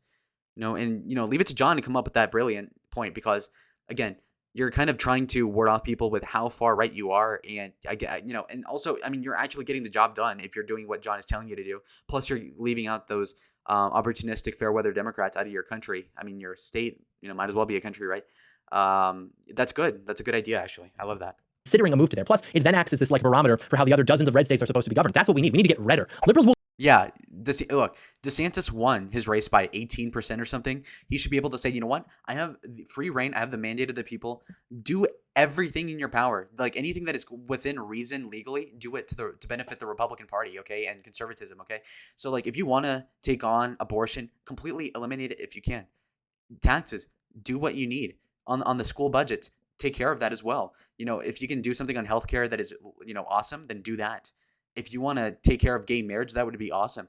And you might say, oh, but that's electorally not popular. Bro, you won by 18. Who gives a shit? Just do it. Will leave red states because they're like offended by the sentence. Like, DeSantis is the type of guy who's going to win by like less than 1% in 2018, win by 18% in 2022, and then not do anything further right wing later on. Like, what's the fucking point of winning by that much? From the politicians or the general population who isn't reading articles from the Hill and Huffington Post, etc. So not only will making red states even redder increase the quality of life within them, but it will also literally cause a mass libtard exodus from the state. Now, here's something interesting. Oftentimes, I'm guilty of this. I stand by everything I've said about it, but oftentimes we want to just roll our eyes and outright dismiss everything the boomer types tend to say about the Constitution, the Federalist Papers, states' rights, how we need to just get back to that. And, no. We just kind of roll our eyes at that. Think about it instead like it's your villain arc. Like, this is the law. Now figure out how to use it to punish your enemies. Me and the boys over here getting radicalized by the Constitution. James Mason, try James Madison. You need to be getting redder. You need to be passing laws. You need to be legislating constantly. State militia, banning predators, deporting illegals, new curriculum, reopening the mental asylums. You need to be unwelcoming. So the bottom line is that governing at the federal level is not similar to the state level. You're attracting who's surrounding you. DeSantis, he lost his touch for a second there. So you can talk about governing all you want, but that's a lot different. Donald Trump shattered what was the paradigm. That is because why? Because of pandering, which came from the GOP establishment. I didn't vote for you. Like, I'm sorry. I mean, if you want a good yardstick for what a post-Trump GOP would look like, Trump listened to Kushner too much. Yeah, criminal justice reform, big mistake. Now imagine a Trump administration where he let Jared be in control of everything. That's what a post-Trump GOP would look like. Well, that would never happen. Really? Ron DeSantis is backed by the same assembly of political insiders, donors, corporations, special interests, all these things that backed Jeb Bush. Why? Because the professionally organized Republican class knows what they have in Ron DeSantis, and he's brand organized, he's packaged, and he's managed to deliver on their intents. I mean, maybe he doesn't realize that, maybe he doesn't want that, but the fact is that that's the role he's been cast into. This is undeniable. Most of the people who were given jobs, money, and influence during the Trump grift, now they're pretending that they weren't like so excited when John Bolton was hired, which caused good people to resign. And now these same people are the most eager to highlight all of the alleged Trump failures and return to the pre-Trump status quo. And you can deny that, but ask yourself this: do you really know better than these people? These people who have been working in high-level GOP politics for decades, these people have all sold us out. They've actually thrown effective, authentic conservatives under the bus time and time again. Now they're all betting on DeSantis, and you're like, ha, you fools! I have a heightened perception of the situation. I know the true 4D chess that will levy war on the corrupt GOP establishment. Like, yeah, okay, bro. Meghan McCain supports DeSantis. David Frum supports DeSantis. Jeb Bush supports DeSantis. Jonah Goldberg supports DeSantis. Why? Because they want to get back to business as usual, which is to say they're trying to regain control of their party. These people are very good at gatekeeping. And who are we even kidding? Like, imagine being such an imposing figure that everybody's role in the party is decided by what their standing is with you. Like, you can say, oh, well, this guy's the real leader, all you want to. Everyone else is reading the room. And when Donald Trump goes to war with somebody, that person no longer has weight in right-wing politics. That's leadership. That's true sovereignty. And people like to forget that Donald Trump destroyed an entire class of GOP rising stars simply by being that good. People forget. that leading up to 2016, everyone was talking about how awesome and cool Marco Rubio was, and Bobby Jindal was, and Scott Walker was, and Nikki Haley was, etc. People even thought that Donald Trump was a Clinton plant to destroy Marco Rubio, the true threat to the swamp. Give me a break. And when's the last time you've heard about like any of these people? Basically never, especially compared to their standing back then. You typically only hear about them if it's from some teenagers like, dude, trust me, bro. Haley Scott, 24, bro, trust me. And even Megyn Kelly gets it. You know, I've always liked Megyn Kelly. Here's the truth, and I hate to say it. Megyn Kelly's hot. Nobody who doesn't follow politics regularly would ever say the words, I think Ron DeSantis should be president right now, unless they live in Florida or something. But even then, they probably just wanted to stay as governor for as long as possible, which would mean he would have to wait until 2028 to run, which is something we're discussing as well. But what? Well, Trump's too polarizing. We need independents. Independents don't have opinions on socialism. Sorry, they really just don't care. That doesn't resonate with them. Unless you're talking about ending the forever wars, building a wall and kicking out illegal aliens and stopping our country from getting ripped off, you're not going to win. Oh, John Doyle thinks that you can only win on Trump's message. No, John Doyle thinks that if you're going to try to steal the torch from the most popular political figure in the country, then you're going to need a message that is nationalist or stronger than that. And again, not necessarily hating on DeSantis. I'm giving him every opportunity not to play the role that the establishment is grooming him for right now. Like, I want to like him. But it's just not even the same. Frankly, it's not even close. If DeSantis ends up playing the role and trying to take down Trump in 2024, and sorry, but it is total war on DeSantis. And what will be even more interesting is seeing how all these MAGA influencers react to that. Because if you turn your back on Trump, then the last 7 years have been DeSantis. Not even the same. Frankly, it's not even close. If DeSantis ends up playing the role and trying to take down Trump in 2024, and sorry, but it is total war on DeSantis. And what will be Look at how DeSantis gleams at Trump as if he's like his dad, okay? Imagine you're having a speech and your dad's right behind you. even more interesting is seeing how all Look at this. Look at this. He's doing the hand gestures just like Trump. He's shorter than Trump. these MAGA Detail. influencers react to that. Oh, look at that, Dad. Oh, Dad, was that cool? Dad, was that cool? Daddy, did you see how I told him that? Dad, did you see how I moved my hands just like you? Because Dad? if you turn your back on Trump, then the last 7 years have been for nothing. Because nobody would honestly argue that people love DeSantis because he's more extreme and more bold than Trump. Like, he's meant to pivot. He'll say, well, it's about better governing. It's about government, whatever. It's not as relevant as people think. Like, George Bush was better at governing too. It's about what that represents. What do you represent as a leader? It's about leadership. It's about who can inspire loyalty and who can inspire a better vision for the country. Likability. It cannot be overstated how much the Trump base, aka the American people, requires a figure to not be in the establishment for them to get that momentum behind them. And DeSantis is a template of a GOP career politician. That's not inspiring to people. I'm sorry. The myth of Donald Trump is a once-in-a-lifetime source of inspiration. The man who descended from the golden escalator on Fifth Avenue with his supermodel wife to call our political establishment stupid, to call illegal aliens criminals, and to promise that above all else, we will make America great again. He is the greatest American currently alive today versus what? A guy who made all the moves to become a career GOP politician, becomes governor, goes along with the COVID lockdowns and everything, but then he more quickly than other governors said, you know what, let's not do this anymore. Based dark DeSantis? Sorry, nobody's going to get off the couch for the first time in a decade to vote because they were like really inspired by this legislation to target Disney or big tech or something. Americans hate the political establishment. They've given up on voting. You're never going to get the turnout and the energy unless they truly believe that the person they're supporting is going to get into the swamp and tell everybody to go F themselves. Policy, agenda, that's all downstream from that. Nobody gets excited by that. They weren't excited by the economic brilliance of the plan to build a border wall without having to have our taxpayers foot the bill. They were excited because it was a middle finger to Mexico for letting their country be used as a port for tens of millions of illegals to flood into our country. You might disagree. You are not the 50 million white people who chose not to vote in 2020. If you want to inspire them to vote, Donald Trump is the best option right now to do that. So if you're going to pass the torch, it better be to someone close to Trump's level. And Trump better be ready for it to be passed in the first place. But that's what they're trying to do, I'm afraid.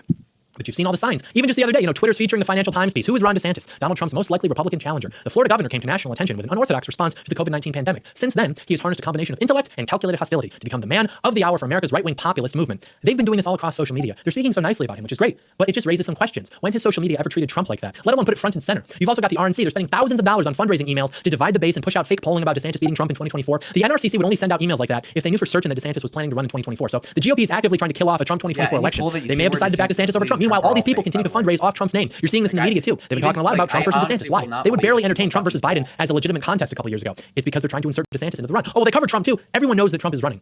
The only reason to bring up DeSantis is because you want him to run instead. If you were actually a threat, you'd keep it quiet, right? You wouldn't want to give him any coverage. They covered Trump because everyone already knows Trump. He was a household name. He's a cultural icon. They're friends with him. It was entertaining, etc. They had no choice, but they didn't take him seriously. So what happens if DeSantis gets in? Everything just goes back to business as usual. He's in D.C. Maybe you get a tax cut like with Trump. Nothing significant gets done. Now Florida's back in the hands of the neocons. Nothing gets done there. We have no frame of reference for what relatively competent right-wing governing should look like at the state level. Meanwhile, Trump is demonstrating that he's learned his lesson. His messaging and rhetoric have been so on point recently. He's surrounding himself with all the right people, all the people that he knows he should have been surrounding himself with in 2016. He's talking about purging the bureaucracy, installing loyalists in key positions. This would be huge. This is actual war on the deep state. And again, I know this isn't popular right now because people like answers that make them feel good. Like, Trump couldn't do it, but if we simply elect Ron DeSantis, well, then he can do it. It almost shows an insufficient understanding of how deep the rot in this country actually is. The president only has so much direct power in the executive branch. Like, you need a guy who's talking about going in there and reshaping it, like Lincoln, like FDR, and that's what Trump is talking about doing. But again, these DeSantis people, they just have this fundamental faith in the system. And then you've also got people who are like, there's no political solution. And it's like, well, all solutions by definition will be political. And I don't think that the total collapse is going to go on DeSantis. Trump is censored on social media. He's censored on television. They censor his rallies because he's the only figure who presents the opportunity to shift things far enough outside of the status quo to where actually very positive things could actually be accomplished in this country in the timeline that we have, which is limited before it becomes even less possible. Would DeSantis present some opportunity? Yeah, but it's not that much. I just don't understand what the argument is for DeSantis over Trump. Like, what have I said here that's incorrect? If you don't like Trump, that's fine. But you're painting a dishonest picture of what DeSantis is as a political figure. It's mostly well-meaning people doing this, by the way. Many Florida residents. There's a bunch of obnoxious teenagers as well. And then you've got your straight up establishment shills. But come on, DeSantis could never rally like Trump. People would listen and be like, oh, yeah, I agree with that. But the energy wouldn't be the same. And this isn't an attack on DeSantis. Again, 99% of politicians are like this. It's just trying to understand how uniquely good Donald Trump is. But ironically, the biggest argument against Trump is that he's lost his 2016 touch precisely because he's now listening to and getting his talking points from the same class of people who write the note cards for Ron DeSantis. You understand that, right? This is not DeSantis' fault necessarily. More so the people who support him, the pundit class. They don't want their liberal friends to disavow them. They don't want to lose the invitations to the exclusive parties. They don't want to lose career opportunities to appear in prestigious publications. applications, networks, etc. It's ultimately just going to be rapists. They're coming from whole countries. We're just going to go back to Mitt Romney's position, which is just being against illegal immigration, but then maybe we're going to focus on it a little bit more. And people try to mock this. They're like, so your strongest argument against DeSantis is that he's too establishment, that his congressional voting record indicates that he's a neocon, and that he's too soft on immigration. Yes. Like, bro, yeah, like that's not good. Actually, they literally yes. think that this momentum just exists. And if we only had DeSantis to carry it, sorry, it's Trump's momentum. If he goes, it goes with him. And they take this for granted, of course, because many of these Trump. So yeah, the biggest weakness for DeSantis is that he just has no independent power whatsoever to stage a national campaign. And so if he wants to make moves outside of Florida, he's going to be entirely beholden to the worst people in the world. And even worse is that against Trump, these people would actively seek him out. So he's got a small chance in an open field, but otherwise he's on a collision course with a very deep political ditch. Whereas Trump, he's beholden to not so good people as well. But it's different because with Trump, it's mostly his family. It is what it is. It's kind of funny, at least. Most of the things that Trump does and says are funny. You know, people underestimate how important that is. Charisma. Trump is the most charismatic president since probably JFK. And people on the right don't want to acknowledge charisma because we think, well, the best ideas should win. But then coincidentally, they still worship Ronald Reagan, who was also very funny and charismatic, less than Trump, but still. I mean, you're talking about NFA Reagan, no fault divorce Reagan. America's an idea Reagan. So it just goes to show what a little charisma can do for you. And Trump's charisma is like maxed out. He literally had a missed me moment like every day he was in office. I mean, his tweets, his rallies. The guy's just hilarious. That's a huge difference. DeSantis doesn't have that off-the-cuff ability that Trump does. You know, he'll never have only Rosie O'Donnell moment, which for Trump is like just another day. I mean, he's got thousands of those moments. Yeah, and even came out of DeSantis' epic nowhere. moment, like It the was other so night, smart. you can see him glance down at his note card to read a line that was written by a staffer. Like he just doesn't have the charisma or the meme energy that Trump does. And that's exactly. fine. Nobody does. Trump is the best. DeSantis can be the best governor. That's fine. But these people just can't let that be the case. He can't just exist as a competent governor. As the most competent governor, they have to like manufacture this huge right-wing media campaign. Epic DeSantis owns the libs. DeSantis, Dark DeSantis, the Ronald goes after big tech, and it's so tiring. You think if you guys nominate DeSantis, they won't just go after him next? Look at that. Trump really is in the way of everybody, isn't he? But this is literally what these people believe. They believe the establishment is so afraid of DeSantis that they literally thought that they rated Trump to increase support for him because they'd rather run against Trump than DeSantis. Oh yeah, baby. Dark DeSantis, the Ronald, the Ron. DeSantis tells liberal journalists to get with the program. Epic own. No, the opposite is true. They're trying to help DeSantis, obviously. They're trying to make Trump too problematic to run so that conservatives go with somebody less controversial and therefore less threatening. Because like we've been saying, how problematic a political figure is in the eyes of the public is almost exclusively related to how threatening the establishment believes them to be. Nobody is a saint. We've caught these people like literally worshiping demons before, etc., etc.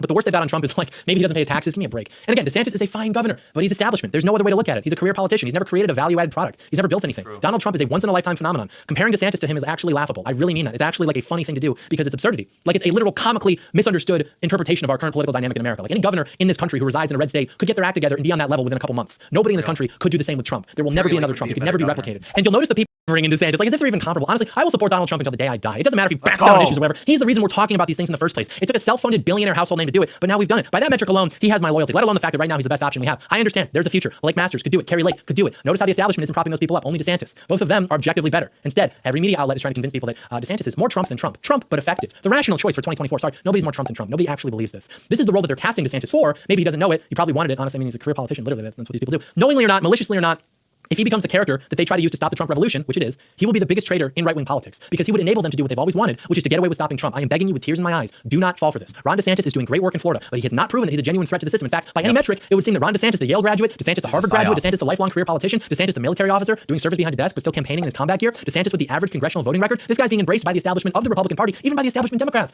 But no, the argument is literally, they kicked Donald Trump off social media. They fortified the election from him. They're putting him under criminal investigation. They sent the FBI to raid his private residence in Florida. Do me a favor.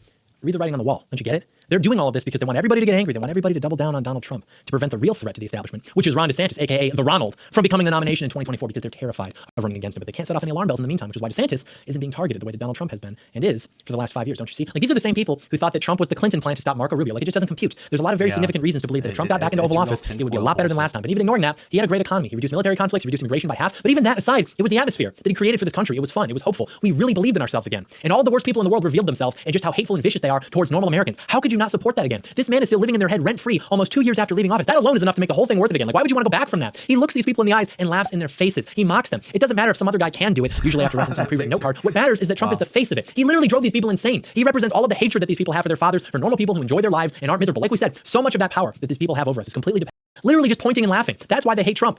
Trump isn't the GOP figure who dignifies their self-perception by dealing with all their BS with respect and articulation. He just laughs at them and tells them to be quiet. He could get back in the office and just sit there and do absolutely nothing, and it would still be a net positive simply because of the atmosphere that he would reinstate within his country and the people who would be attracted to that and inspired by that and who would want to make America great again. I want that. The country needs that, but I'm afraid that the GOP is going to try to stop it. So we have to pay very close attention. Conservatism of the Bush family, Mitt Romney. He's the one who created this momentum.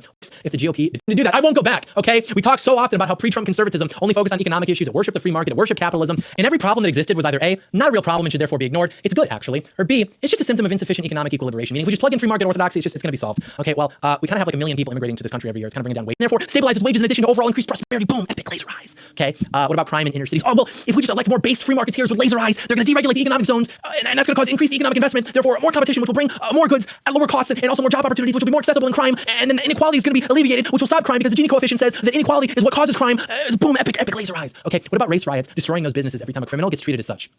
Ignored. None of those things actually worked. They made sense on paper, which I guess is all that matters when you work in academia or at a think tank. And so in hindsight, it's easy to see how this class of conservatism, which was predominant for decades, failed to actually conserve anything. The prescription to any problem is to just allow for a hypothetically greater chance to access a higher material standard of living. It looks at the left saying, everyone's the same, the system produces unequal results, therefore it is unjust. And instead of directly refuting that, it just offers, well, if you give it a little elbow grease and make good decisions, you'll be okay. It's like this idea that people are all pretty much the same, they're all pretty much good, and so problems that we face can all be traced back to artificial disruption of incentives, which is caused by big governments. And of course, this is flawed because people are not fundamentally the same, they're not fundamentally good, which we're supposed to recognize as conservatives, though to be fair, it does make sense because this whole like free market orthodoxy is liberal. It basically says that there are no problems so long as your material standard of living is hypothetically on track to increase. And even if there are problems, and even if it's the usual suspects, preying upon children, drug addiction, there's no serious answer to that. Oh, you want to stop it? Well, you better just write a really popular book telling people to stop doing those things. Hey, stop being bad, the book, because we can't use the government. How dare you even suggest that? How dare you interfere in someone's consensual economic transaction? How dare you disrupt the free market? It's literally worship. The same way that the left worships divine equality, which is a lie, this worships the idea that the system is fundamentally just and stable so long as people have equal opportunity to partake in it, which is a lie. Getting off track here. But yeah, of course it failed. Like it was never designed not to fail. It was never designed with intention to conserve anything beyond itself. Anything goes so long as they're equal, you're importing millions of consumers.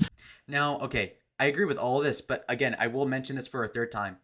This whole like free market shilling, this is all like European white stuff, okay? I'm pointing this out. It doesn't even necessarily lead to anything. I'm just observing that is the each year, the identity in the long run is going to end up 4 hours in a day. Cold shower. They're just going to vote it out of existence to mimic the working class dialect. They want Trumpism without Trump. But Trumpism is about identity above all else. And the conservative intellectual class, they don't understand this because they're largely deracinated. They're a part of the laptop class, the anywheres instead of the somewheres. I mean, these are people who maybe feel like a vague connection to America as a country or an idea, but they don't really identify with anything more sophisticated than that as it pertains to a nation or like locally. I mean, these people leave their hometown, they go attend university, they get a laptop job in DC, New York, some other place, and then they end up befriending like agents of the regime inevitably. And they're able to do this because they can explain away the controversy from their ideology. They'll say, oh, no, my reasons for wanting border security have nothing to do with identity and crime and drugs, but rather for securing wages for the working class.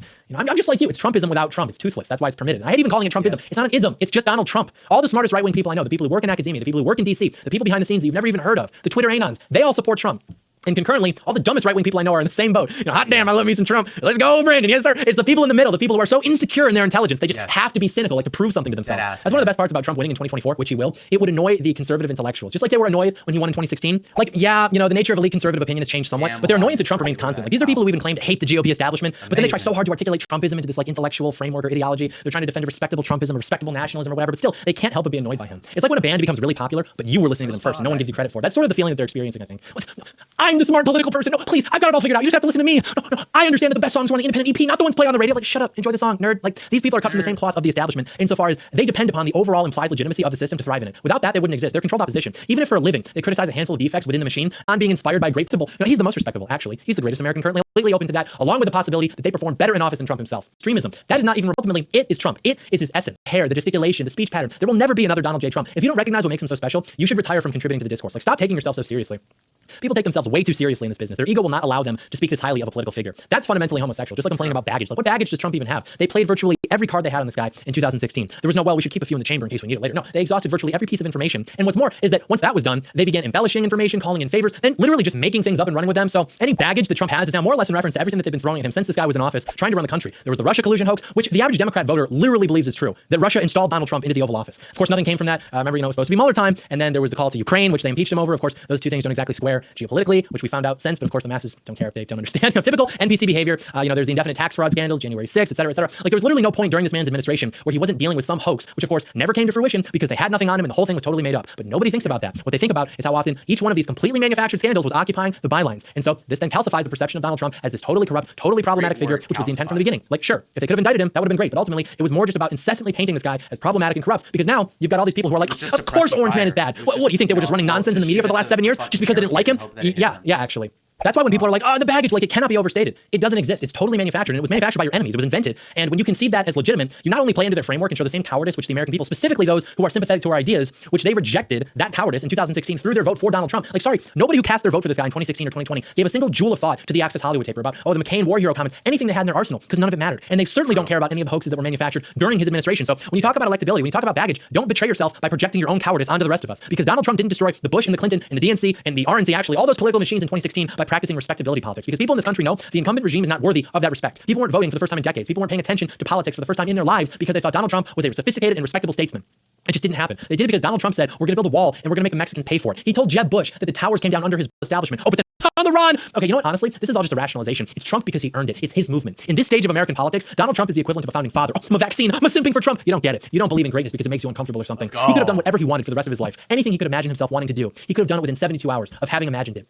Think about that. He could have cut a deal with the media. These media executives, they would have allowed him a peaceful and respectful exit so long as he quits, but he didn't. He kept going. Oh, well, he's not a good man. Yeah, he's a great man. I'm not over here saying like, wow, I just really love the way he stayed married and faithful to one woman. Nobody's perfect. Everybody in their lives is going to do something pretty terrible, probably even a handful of times. But Trump has demonstrated sacrifice and fortitude that is exceptional, and that is therefore worthy of praise. If you can show me somebody else who can say that, then I'll take the MAGA hat off. But until then, the MAGA hat stays on, metaphorically. People have no concept of loyalty anymore. Testosterone's down 50%. We're like scratching our heads at where all the loyalty went. It's an inherently masculine trait. It's probably the most important masculine trait other than piety. You know, men who aren't loyal, that's as like disturbing as men who dress up like women. It's the same thing fundamentally. It's unnatural. It's disordered. You're pond scum. Everything that this man has done to advance the prospect of authentic right-wing politics, and people are already wanting to abandon him to what, like go back to the GOP status quo. Trump could have abandoned us and gone back to being a billionaire who can do literally whatever he wants, but he didn't. He's put up with all of this crap nonstop for 7 years. When Trump is out of office, we can nitpick, we can evaluate whatever. Until then, he will always have my support. And then from there, we can figure out who's next in line. But right now, it's Trump, and everybody knows it's Trump. Trump's endorsement makes or breaks political careers. It made DeSantis. Before him, it destroyed Bush. So many others. Who am I to deprive Trump of glory? That's a noble thing for men to pursue. True. Donald Trump wants to be the man who puts America back on track. And he might actually pull it off. He loves this country. More importantly, he wants revenge against the people who destroyed it and tried to destroy him. I've seen polling recently that's got him at the highest approval since like 2020. Like, when has this ever happened? When else has this ever happened? This man's out of office. Maybe you disagree, but again, you're not the 50 million white voters who sat out in 2020. Trump has the name recognition. He's the only one who can provide a solution for the general feeling of contempt that people in this country have towards a system that they know has failed them. That's why it can't just be a more polished Trumpism. MAGA is an identity which surrounds Donald Trump himself. MAGA without Trump as like this abstraction or ideology, it's impossible. There's no Trumpism. It's only Donald Trump, which is to say that when Trump is done, there will be successors. That's fine. But to try to artificially reconstruct Trumpism and sell it to voters, that's just foolish and wrong. But in the meantime, nobody actually believes that we're going to be blessed with somebody who's better than Trump to carry the torch right now. But we need someone at least approximating his level in the future. There are some rising stars, other good governors too. Frankly, Carrie Lake is far more on point than Ron DeSantis. And because I'm saying that, you know, it's not just all about Trump. It's really about who's doing the best job. And she's also a woman. So you know that for me to praise her, she must be doing a really good job. But the media doesn't treat her as favorably because she actually appears to be a threat. I mean, she's an outsider, a threat to this class of people who's given us mass immigration from the third world, who's taken lives and trillions, who largely do not win over independent records. Suggests he's basically just going to side with the establishment on those issues. And you could maybe make them a suburbs argument, but people have become very aware of the threat that the other side poses to the well-being of themselves and their families. And I think they're really beginning to understand how high the stakes are at this point. And, you know, John is failing to make this electoral point, but Red Eagle, you know, my other friends understand this, and I'll just clarify for you guys that, okay, let's say that Trump is less viable in the suburbs compared to DeSantis. That very well might be a valid criticism to make. The problem being is that, you know, the rural turnout is also important to consider. A lot of these white working class people that John is referring to that only voted in 2016 and didn't before in places like rural Minnesota, Michigan, Ohio, and whatnot are Trump voters predominantly. And so those people will also not turn out for DeSantis, especially if they're voting in person and not by mail. So that's important. So, you know, I would personally say that the rural turnout is probably going to compensate, if not be better than whatever losses you would account for in the suburbs by Trump than if you were to run DeSantis. Okay, so keep that in mind. Yeah, DeSantis might be more palatable in the suburbs, but keep in mind, again, that the rurals will not be as Republican if you run DeSantis. So they more or less wash out just in layman's terms. So if that's the case, then the electability standpoint that anybody is taking is just completely wrong.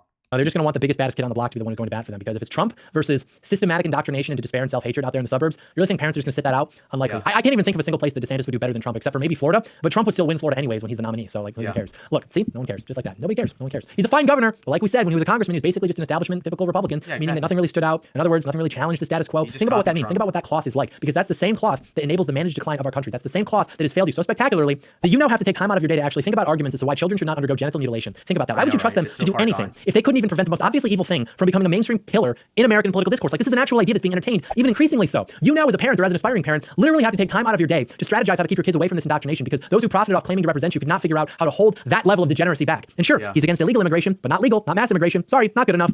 What do his actions as a congressman tell us? He followed the Republican Party then, and his actions since Trump has taken over the Republican Party prove he's still just following the tide. He's a follower, not a leader. Donald Trump is a leader. Only Donald Trump. Only. Oh, he's America's governor because he like pushed back against leftist extremism. The DeSantis stands. They give me such a hard time about this because they're teenagers. Their political education only began a few years ago, so they don't remember that Rudy Giuliani was America's mayor after 9/11. He was universally celebrated. He was a beloved political figure. He remained popular long enough to be a frontrunner in 2008, years later, but he didn't end up winning the nomination. Got very promising people entering the scene, people like Carrie Lake, Blake Masters. We're just supposed to discuss Ron DeSantis like his campaign in 2028 is inevitable or even desirable, let alone the fact that some people want him in 2024. No, if he wants it in 28, he's going to have to fight for it. And if he wants it in 24, he's going to destroy his political career. And if the GOP does what I think they're doing, then that will be the greatest betrayal of their base yet. But people neglect that very extraordinarily obvious We're in an echo chamber.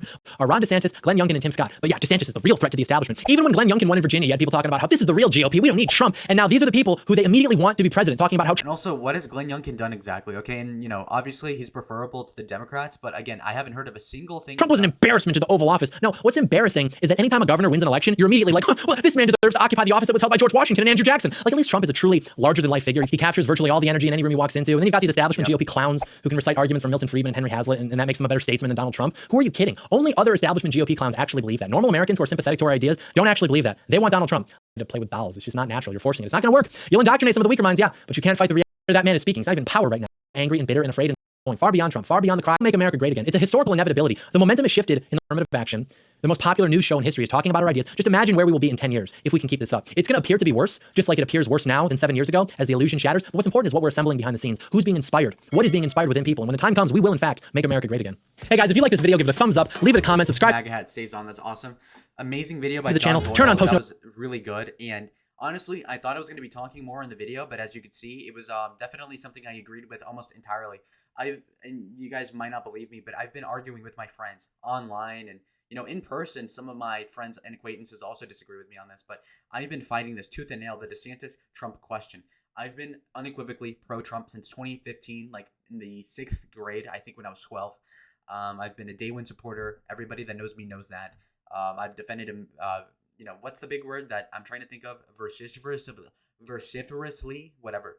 Voraciously, I don't know how to say that, but the point being is that I really put in a lot of effort of defending Trump and rationalizing his rule and presidency, and I definitely do not intend on changing my plans now. I support Donald Trump in 2024. He is the best option, as John said. I agree with virtually everything he said, and it's just kind of astounding because if you guys remember in the Ukraine video, I disagreed with him a lot, and it's not so much that I agree with him on the Ukraine stuff because I was actually right, but the point being is that we him and I both agree perfectly in sync on the DeSantis question, and he made the video a year ago with the shitty audio, I think, on DeSantis, I think in October of 21, and I agreed with him then. And when we were talking in person about the most recent video he made like 7 months ago in April, he said he respected my opinion on the Ukraine. So I respect John a lot, and so I make it a tradition to react to every video he makes. I was expecting to make one 6 months ago, but he takes it for fucking ever to make a video, but they're great. This is a masterpiece. This was phenomenal. Also, guys, keep in mind that John writes, like, the amount of prep that goes into this is a lot, but like in terms of actually articulating his point, he's only working off of bullet points. So it is actually super commendable what he is able to pull off. And I could not even do that. And again, I'm somebody who's more articulate than most. So again, he's a very high IQ individual. I respect John a lot. That was a great video. And there's nothing I can really say in criticism, okay? It is Trump 2024, and if you're pro-DeSantis, you're either retarded, evil, or gay. I completely agree with John on that. So anyways, guys, thank you for the video. Comment down below what you thought, and if you agree with my analysis of the commentary, and if not, then, again, tell me what you think. Anyways, see y'all in the next video. Bye.